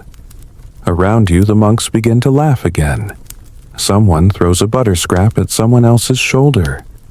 Someone else mock pretends to sculpt a yak from a lump the size of a golf ball. A tiny rebellion. A tiny joy. And that's your third joke. Someone passes you a leftover butter petal and says, "Keep it. It'll last forever in your heart." But about 6 minutes in your hand. You grin and gently set it down on the stone where it immediately starts to soften into a puddle. Exactly as it should. Later that evening, long after the last butter scrap has melted and the courtyard has been swept twice over, you're invited to something special. Not formal, not grand, but quietly intimate. It's called a reflection circle. The name feels a little modern, like something you'd find in a corporate mindfulness retreat. But the feeling it evokes is anything but corporate. Just a dozen or so monks gathered around a small butter lamp, sharing stories, laughter, and moments that slipped through the cracks of ceremony. You're offered a seat. They pass you a cup of salted tea so strong it could probably tan leather. You smile politely, sip it anyway. Instantly regret your choices. One monk catches your grimace and nudges a bowl of sampa your way, dry roasted barley flour to thicken the brew. He winks. Try it with this. It hides the truth. Joke number 1 delivered. The light from the butter lamp dances on their faces, giving them an almost mythic glow. They don't speak in big speeches or recite ancient texts. They just share. One monk talks about the first time he tried sculpting a lotus and ended up with something that looked like a sad turnip. Another recalls the time a rat ran across a finished sculpture during a ceremony, and they had to pretend it was an omen. Of what someone asks. Of chaos he replies with dramatic flair. And then someone turns to you. Well, they ask, "What did you learn?" It's a weird question, considering you weren't technically the student here. You hesitate, sip your now palatable tea, and say what comes naturally, that even the most beautiful things have to let go. They nod. One claps quietly, another murmurs, "Ah, impermanence." You've passed the first test. The others chuckle. But the moment lands. Here's your mainstream historical fact for the section. While butter sculpting is most famously practiced in Tibetan Buddhist traditions, reflection circles like these story-sharing gatherings at the close of a ritual are ancient too. Some date them back to Bon, practices the spiritual tradition that predated Buddhism in Tibet. These circles weren't just for bonding. They were considered essential to the ritual cycle. Without reflection, the ritual wasn't complete. Think of it as spiritual digestion. Your quirky tidbit. In some villages, monks used to incorporate butter sculpture confessionals during these circles. Participants would anonymously shape tiny butter symbols, representing personal flaws, a snake for anger, a broken wheel for dishonesty, and melt them silently into a communal lamp. No names, no shame. Just slow, soft self-awareness. Today, some practitioners are bringing that back. Therapy Himalayan style. The circle continues. Someone passes around a bowl of dried cheese cubes so hard, you're pretty sure they were forged in a volcano. You try one and immediately regret it again. The monk beside you whispers, "Suck, don't bite," which sounds like advice better suited for vampire movies, but turns out to be genuinely helpful. By now, everyone's a little looser. The stories come faster. Laughter bubbles up like spring water. But in between the jokes and old anecdotes, you catch something else. Grief. Not the big weeping kind. Just quiet shadows. A monk speaks of his teacher now passed, whose hands once sculpted the finest miniature Avalokiteshvara in the region. Another talks of a butter tiger she shaped the year her brother died, when her tears made the butter grainy, and she had to remake it 3 times. No one interrupts these moments. No one rushes to fix them. They just hold space.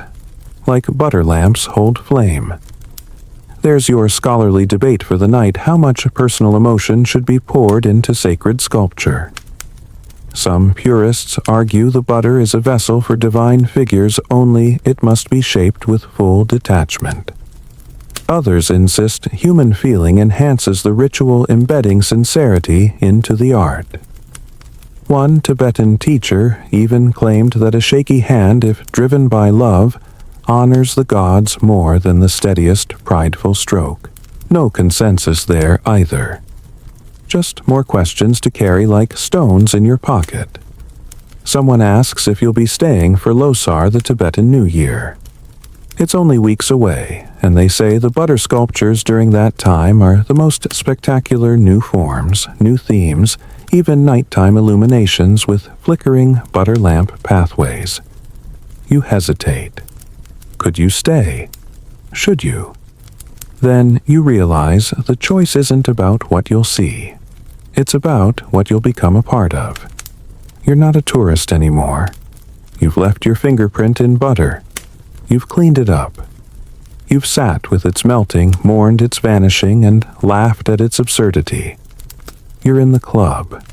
The Butter Monks Guild. Secret handshake pending.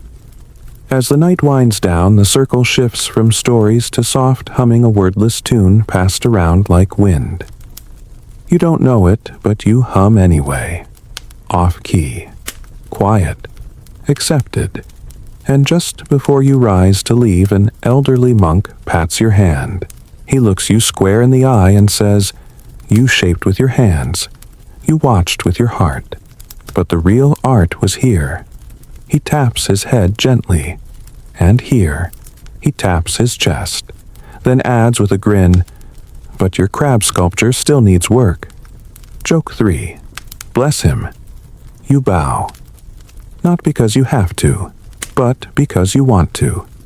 And as you step away from the circle and head toward your quarters, the air is cool again, and the stars look like they've been carved one by one from a slab of midnight butter.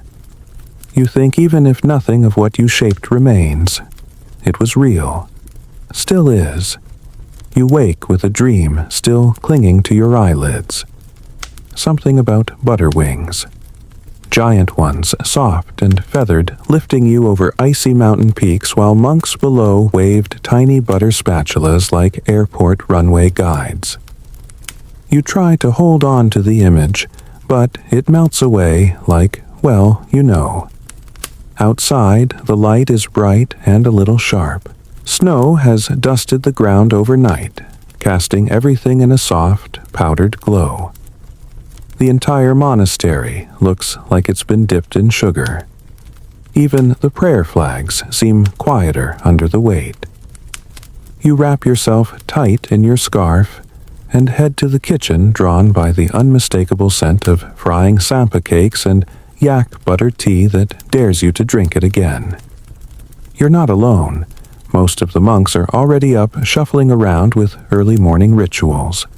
Some chant, some sweep, some sip their tea like it's a punishment from karma itself.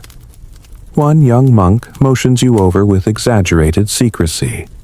You want to see something, he whispers already halfway out the door. Of course you follow. He leads you past the main courtyard, past the butter storage cellars you still remember that nose-curling scent from week 1, down a narrow side path carved into the cliffside. You've never been here before. It smells like pine and ozone and something old. And then there it is. A cave. A real, actual cave. He hands you a small oil lamp. This is one of the butter vaults, he says. We don't keep it open to visitors, but you're not a visitor anymore, right? You grin, just slightly. Inside it's cool and deeply still. The walls shimmer faintly with mineral deposits and the air hums with quiet history. And then the lamp's glow catches on something extraordinary. A row of ancient butter sculptures, half crumbled, preserved in the cold shadows like some edible Pompeii. They aren't vivid like the ones you saw earlier in the monastery. They're pale, cracked, ghostly, but still unmistakably shaped by human hands. One looks like a deer mid-leap. Another, a wrathful guardian deity, whose once fierce face now looks almost amused. A third, just an unfinished pair of hands, delicate, and reaching frozen mid-gesture. Here's your mainstream historical fact: butter sculpture isn't only a modern ritual. There's evidence, oral, textual, and archaeological, that monks have been shaping butter into sacred forms for nearly 1,000 years. Some remote monasteries carved storage caves into mountainsides specifically to preserve off-season sculptures, hoping the cold air would protect their forms until needed again. And now your quirky tidbit butter from centuries past is still stored in some caves today, and it's not just for display. In desperate times, like famines that aged, butter was dug up, softened over fire, and eaten. Yes, sacred relics became survival rations. Monks would joke nothing's holier than a full belly. You're not sure whether to laugh or cringe. Your guide points at a worn sculpture and says, "That one's said to have been made by the 6th Karmapa." Maybe. Cue your scholarly debate. While several Tibetan lineages claim specific butter sculptures as the handiwork of famous religious leaders, there's little hard evidence. Oral tradition holds powerful sway in these communities. Some scholars argue these attributions were invented centuries later to elevate a monastery's status, while others believe the stylistic signatures in the butter align with certain historical figures known aesthetics.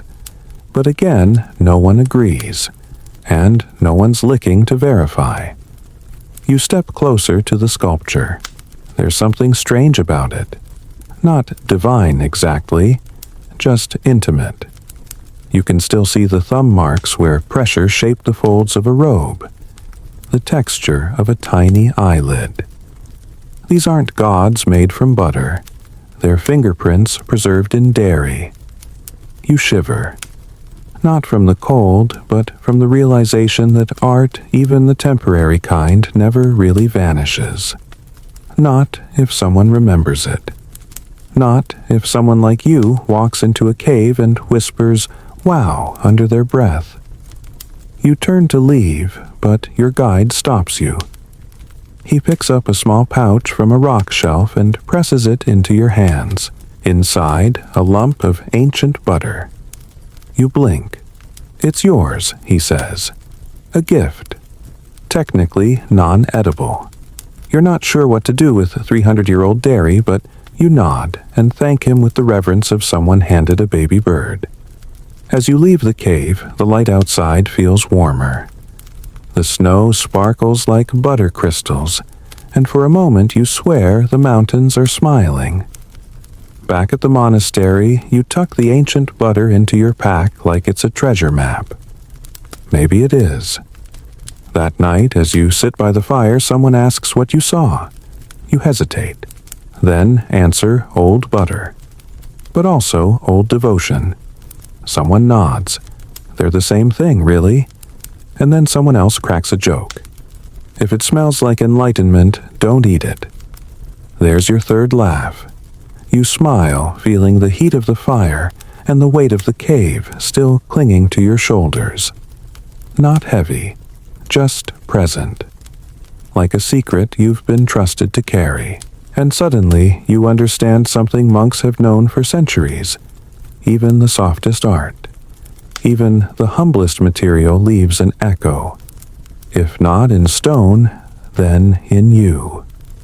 Snow falls again that night, gentler than before. Like the sky is dusting powdered sugar across the whole world just for the aesthetic. You wake to a world hushed and blanketed the air, almost holding its breath. You're not needed for chores this morning. Your sculpture duties are on pause. So instead, you're handed something unexpected, a brush. No, not to paint. This one's made from coarse yak hair, and it's meant for dry scrubbing snow from sacred walkways without disturbing the butter lamps placed along the sides. Welcome to Monastery Zen Maintenance 101.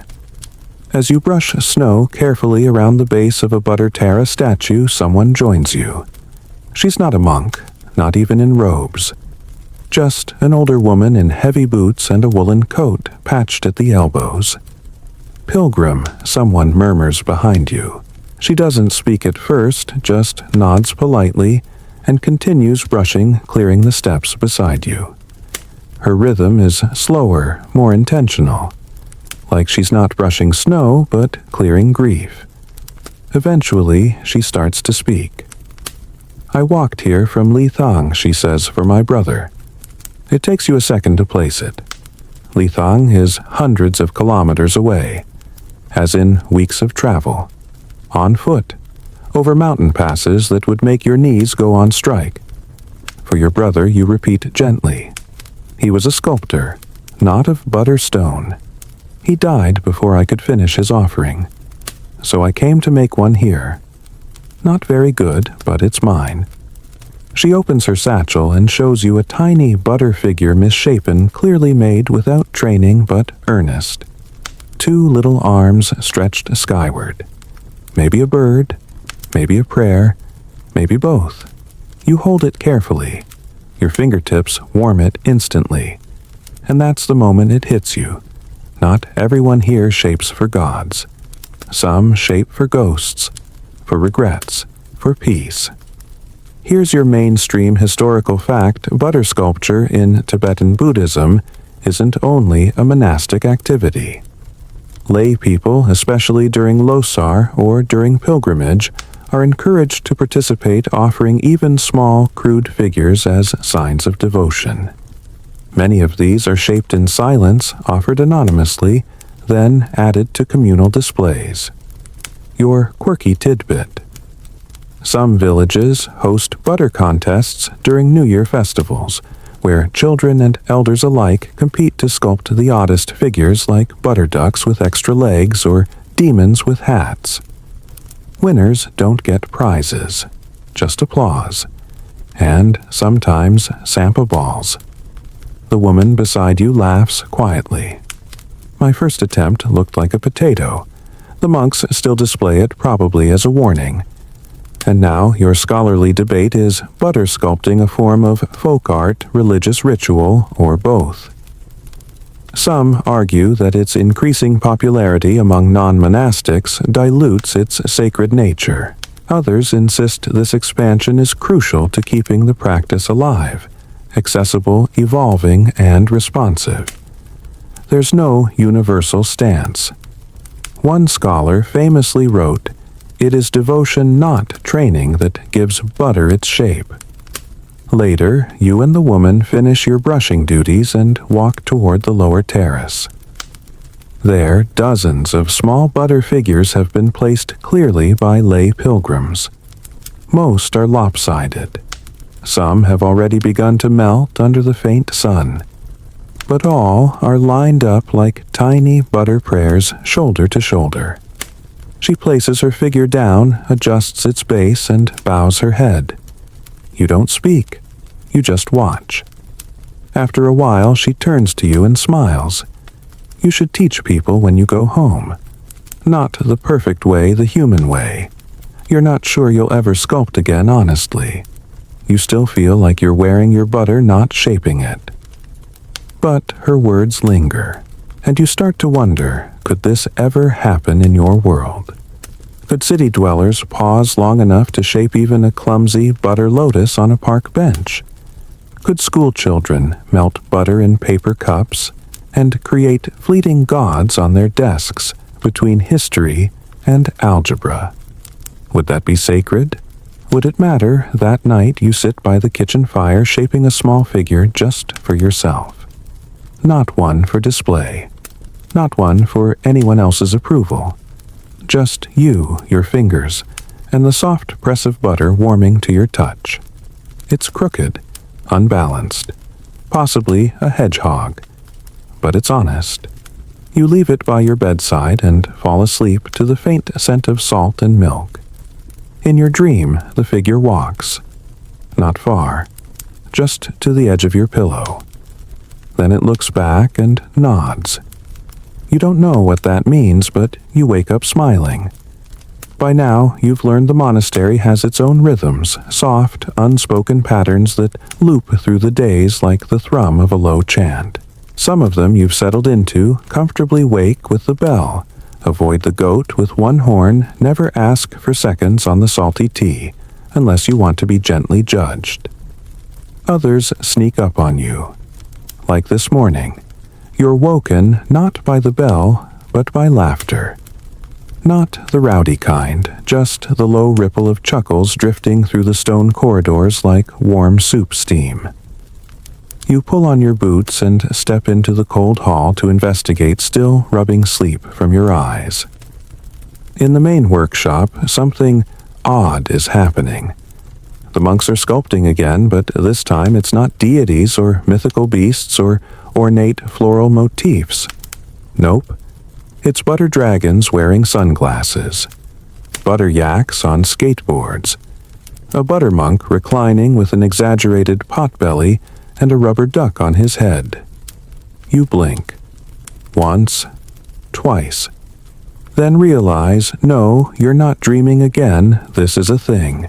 It's the annual Butter of Joy Day. Apparently, once a year, right before the major sculpting cycle restarts, the monastery allows one full day for irreverence. It's half catharsis, half celebration, and entirely ridiculous. Here's your mainstream historical fact. Tibetan monasteries often balance strict ritual with intentional moments of inversion. Just like in other global traditions, think European carnivals before Lent, or Japan's Setsubun, with its playful demon-chasing Tibetan monastic communities, occasionally indulge in planned chaos to reset spiritual focus. It's believed that humor humbles pride, releases tension, and keeps the sacred from becoming too self-important. And your quirky tidbit. One historic record from the 18th century mentions a butter sculpture of a monk being chased by a yak while holding a dumpling like a torch. It was displayed with great solemnity for about 5 seconds. Your scholarly debate. Whether these moments of intentional silliness undermine the sanctity of the butter art. Some say it's a dilution of sacred form. Others argue it's an extension proof that enlightenment includes laughter, that even the gods might appreciate a butter penguin now and then. As one lama once quipped, a laughing Buddha offends no one. You are invited, no commanded to participate. A small butter block is set before you along with a scoop of cooled yak butter that feels like chilled Play-Doh. One monk points at you with mock authority and declares, "Make something glorious, or at least edible." Challenge accepted. You think for a moment, hands hovering above the butter like a sculptor in a trance. And then it hits you. A butter version of yourself, complete with wind-chapped cheeks, crooked backpack, and one very tiny, very lumpy guidebook in hand. The monks love it. You are immediately nicknamed Little Traveler, and your butter doppelganger is placed next to the reclining duck monk for safekeeping. Not exactly Louvre material, but it gets an honorable seat. As the day goes on, the room turns into a dairy carnival. One monk sculpts a stack of butter pancakes with a yak lounging atop like it's a sunbather on vacation. Another creates an elaborate butter circus tent with tiny elephants and flaming hoops, one of which promptly melts and becomes an abstract modern piece titled Regret. You pause to soak it all in. The flickering lamps, the clumps of laughter, the low murmur of hands shaping nonsense into something joyful. And in that moment you realize this is the release valve. All those weeks of precision reverence ritual, this is the exhale. The art breathes, and so do the people. There's butter on your sleeve again. You gave up trying to stay clean 4 days ago. At lunch, the dining hall echoes with butter jokes. One monk insists that his butter chicken sculpture was so lifelike a dog stole it. Another claims he once sculpted an entire chess set and lost to himself in 2 moves. You start thinking about joy, real, unfiltered belly laugh joy, as a form of devotion. Not just something to be tolerated, but something to be offered. Like butter shaped into a smiling frog. Maybe especially that. After the meal, a vote is held for the silliest sculpture. Yours is awarded most self-aware. Your prize, a single apricot and eternal bragging rights. That night, the sculptures are placed outside around the courtyard, just like the sacred ones, but with candles under them. As they begin to melt, the figures look like they're dancing in slow, gooey motion. Sunglassed dragons slumping over yaks. Dumpling torches collapsing into soft, greasy puddles. One by one, they surrender to the night. And, strangely, it's still moving. You remember your butter self now, probably just a shapeless pat of fat on stone, and you feel fondness. Like saying goodbye to a version of yourself who never took anything too seriously. There's your third joke of the day. A monk leans over as your butter self collapses and says, "Don't worry. He died doing what he loved, melting under pressure." You snort a tea out your nose. Worth it. As the candles burn low, the monks begin to hum, not chants, not formal mantras. Just a soft, playful melody that sounds like something between a lullaby and a cartoon theme song. You hum too. And, under that ridiculous, flickering light surrounded by melting masterpieces of mischief, you realize that this too is part of the sacred. Not despite the butterfrogs and penguins and rubber ducks. Because of them. You wake up to the scent of juniper smoke and something else, something you've come to associate with big events at the monastery. The butter of reverence. That particular tang that means business. Gone are the penguin monks and yak on skateboard shenanigans. Today, the air is heavy with stillness and focus. It's time for the great assembly. The monks call it the Chalk Offering Day. And while you were warned it was approaching, nothing quite prepares you for the sheer coordination unfolding outside. You step into the courtyard, and it's already buzzing quietly, reverently, like a soft concert tuning up. Rows of butter sculptures, including fresh ones, shaped overnight stand in solemn procession. You recognize a few multi-armed deities with swirling lotus pedestals, celestial birds with outstretched wings, protector spirits with carefully scored fur and teeth so detailed you half expect them to growl. But it's not just butter now. The full symphony is playing. Offerings of fruit rice tea and candles are arranged with mathematical symmetry. Incense curls in perfect spirals, painting invisible patterns in the cold air. You almost feel like you've stepped into a living mandala. A young monk leans in, whispering like it's a ghost story. The butter gods are awake today. Careful what you promise them. You nod solemnly, though you have no idea what that means. Mainstream historical fact time, the Tsak ritual is a pivotal moment in Tibetan tantric practice. It involves a grand communal offering material, spiritual and artistic, designed to accumulate merit, purify karmic traces, and deepen the link between devotees and the deities they serve. Butter sculptures in this context serve not only as aesthetic objects, but as ritual containers holding intention, devotion, and cosmic order. Quirky tidbit. In some Sak ceremonies, offerings are redistributed and consumed by the participants at the end, including certain butter shapes. There's an old joke that the gods eat first, but monks get leftovers. Spoiler, those leftovers are surprisingly tasty. Now, your scholarly debate. Some historians argue that the theatricality of Sak, including butter sculpture displays, is a later evolution, a kind of visual performance layered onto older, more austere tantric rites. Others believe the visual element is essential, and that seeing is part of the practice. The tension between sensory engagement and ascetic withdrawal still fuels debate across monastic schools and cultural lines. You're invited to join the preparations. Your job, lighting the lamps beneath each sculpture. It's an oddly nerve-wracking task, one misstep, and your clumsy sleeve could tip a candle or, worse, singe the robe of a deity with 36 arms. But you go slow, steady, letting the ritual pull you into its current. As the sun rises higher, the courtyard fills. Pilgrims arrive most wrapped in wool and weathered skin clutching beads, or walking sticks bowing low to each sculpture. Lay people kneel and press their foreheads to the cold stones. A child weaves between the rows with surprising grace, gently touching each butter deity, as if saying hello to old friends. You're not watching anymore. You're participating.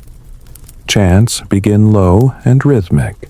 The sound pours into you like warm honey, slow and steady, laced with centuries of breath and belief. You feel it in your bones, your chest. your fingers still scented faintly of yak butter. And then you see it, your little butter traveler.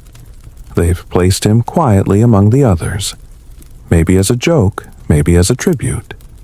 Either way, there he is, arms out, backpack, lumpy face, smudged but unmistakable. It shouldn't move you, but it does. The ceremony continues. Monks circle the courtyard in slow steps, intoning prayers that blur the boundaries between languages, between people, between moments. Everything melts into a single wide breath. And then, quietly, a gesture begins the dismantling. One by one, the sculptures are touched, softened, and gently removed, either to be shared, preserved, or in some cases ritually returned to the earth or fire. This isn't destruction. It's transition. It reminds you of sand mandalas, those intricate, colorful designs painstakingly created only to be swept away as a reminder of impermanence. Here too, butter is shaped and unshaped with the same reverence. You feel that contradiction tug at you. Beauty meant to fade. Effort meant to vanish. You ask someone, "Isn't it hard to let them go?" The monk smiles without turning. Of course, that's how you know it worked. Boom, that hits. There's your third laugh, bittersweet. Another monk walks past with a collapsed butter lion cradled in his arms like a sleeping cat.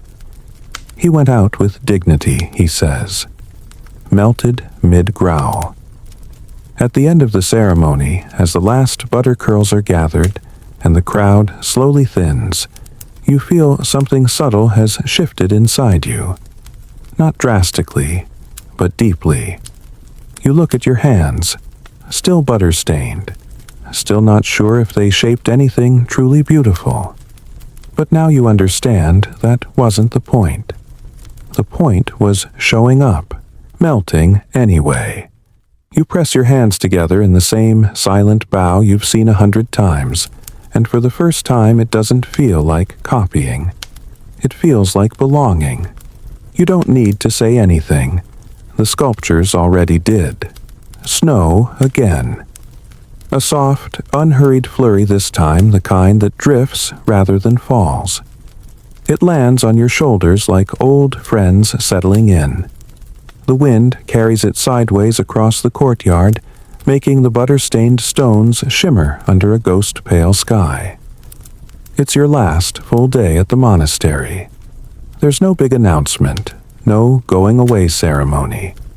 Just quiet acknowledgments, a longer nod from the kitchen monk, a second helping of salty tea you didn't ask for, and a few whispered jokes about whether you'll be smuggling any butter gods through customs.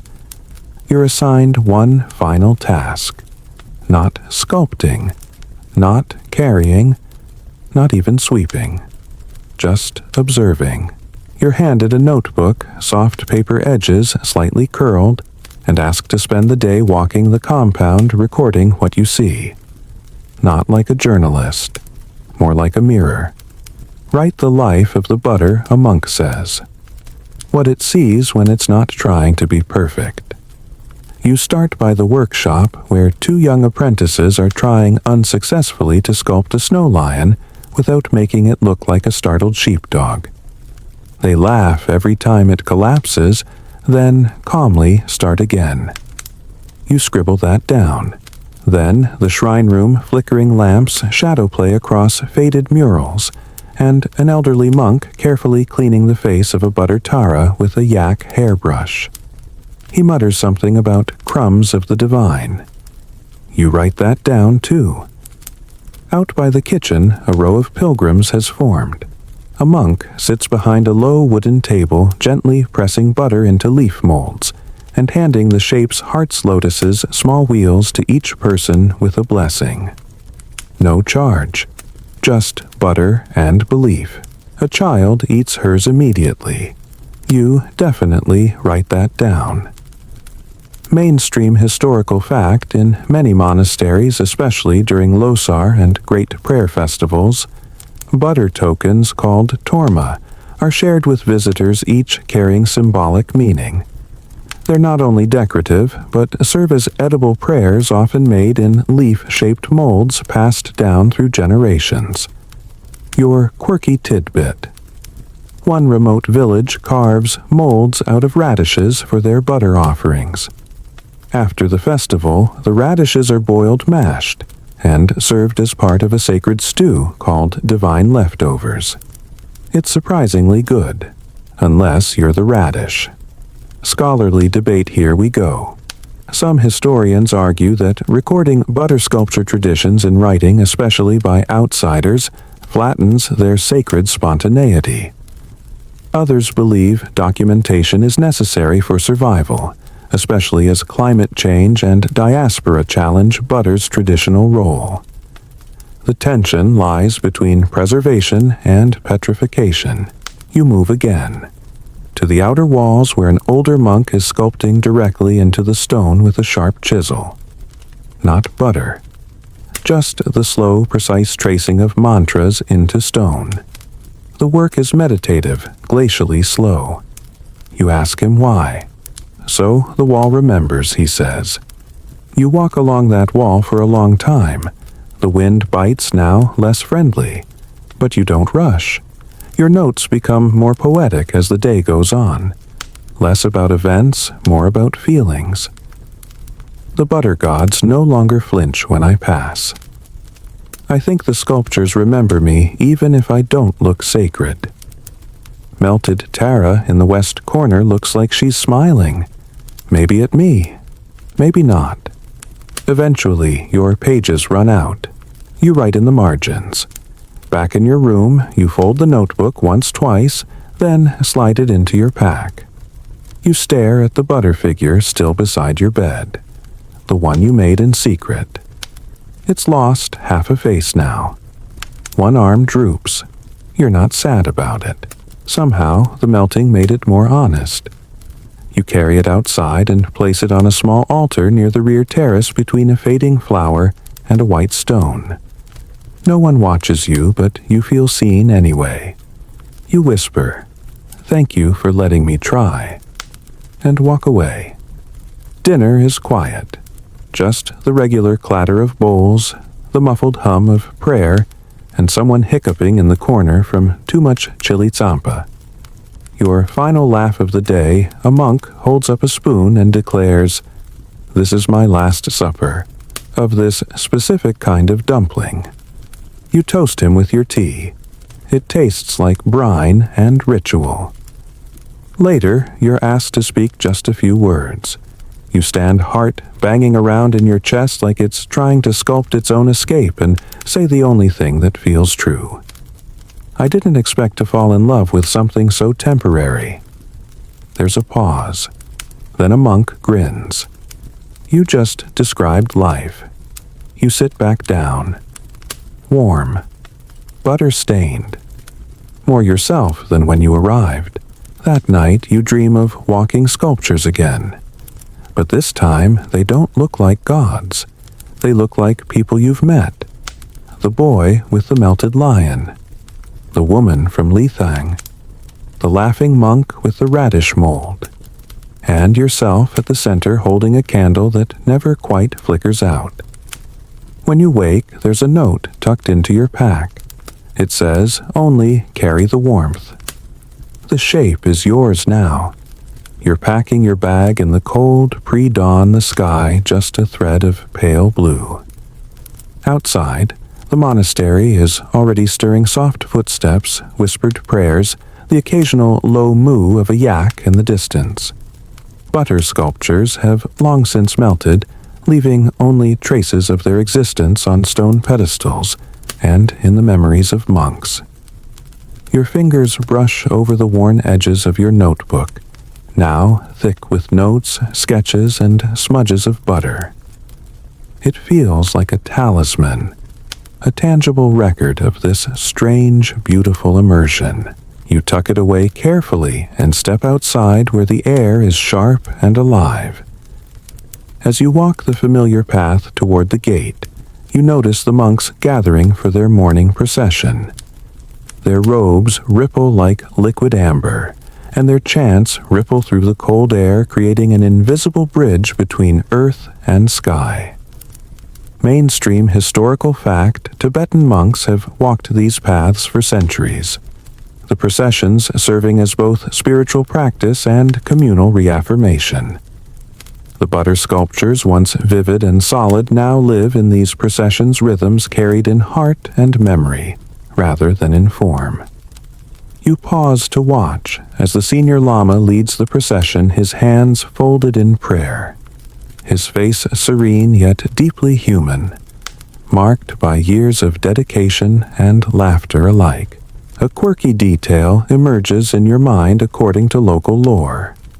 The butter sculptures occasionally gain what's called a spirit flicker, a brief moment when the butter seems to move or shimmer, believed to be a blessing from the gods themselves.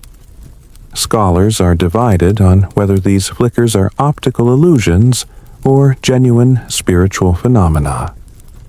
And speaking of scholarly debate, here's your third note. Historians still argue about how much the butter art was influenced by external cultural exchanges versus indigenous Tibetan spiritual innovation. Some say the art evolved mainly from Indian tantric imagery.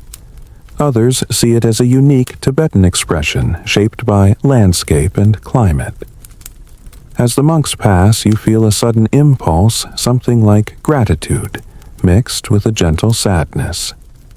You reach out to touch one of the stone pillars, feeling the cold surface beneath your palm. It's solid, yet it holds the whispers of melted butter chants and shared stories. A small voice inside you wonders if you'll ever see this place again, or if the butter sculptures will continue to melt year after year, fading into memory like morning mist. But then a breeze stirs, carrying the scent of yak, butter, and juniper smoke, and you smile. Because here, impermanence isn't an end, it's a beginning. And as you walk away, you realize you're carrying more than just memories. You're carrying a shape, a gentle art, that's as much about letting go as about holding on. And maybe that's the most sacred sculpture of all. The sun dips low as you step onto the dusty trail that leads away from the monastery, the sky now painted in shades of apricot and lavender. Your pack feels lighter without the burden of expectation, but heavier with the quiet wisdom you've collected. Behind you, the ancient stones, the fluttering prayer flags, and the scent of melting butter sculptures linger like a soft echo. You pause to look back one last time. The monastery sits nestled in its valley, serene and timeless, its walls holding stories that no single visitor can fully grasp. And you, a mere moment in its vast history, have been shaped and reshaped, much like the butter you learned to sculpt. Your hands, once awkward and unsure, now remember the soft pliability of the butter, the way it yielded and resisted, cooled and warmed beneath your fingers. You recall the patience required, the necessity of impermanence, the unspoken conversations with deities molded from something as ordinary as churned yak milk. Historians still argue whether butter sculpting was always a spiritual practice, or if it began as a more practical art, gradually gaining sacred significance. You, however, know that the truth is somewhere in the swirl of both. A quirky thought crosses your mind. Did any of those tiny butter pilgrims you saw really taste the sculptures? Or were those divine leftovers just a subtle way to keep the tradition alive while appeasing hungry monks? You laugh softly, the kind of laugh that floats on the wind, unnoticed, but genuine. As the trail stretches before you, winding through fields and shadows, you feel the gentle pull of the mountains and the whisper of prayers carried on the breeze. This isn't goodbye. It's another step in an ongoing journey. Like the butter sculptures, your experience here is meant to change, melt, and be reborn in new forms. You breathe in deeply, the crisp air filling your lungs, and with a soft smile you say to yourself, "May all shapes be gentle and all melting be kind." The night is falling now, soft and slow. You tuck your memories close and step forward. You've journeyed through the melting, molding, and magic of Tibetan butter, sculpting a practice that teaches you to find beauty in impermanence and grace in letting go. Remember, the art isn't just in the finished sculpture, but in every gentle touch, every moment of surrender, every breath that shapes and reshapes your experience. So, as you lay down tonight, let your thoughts soften and your dreams flow, carrying you on gentle currents of warmth and light. Good night, and may your own life's sculptures be ever kind and ever fleeting.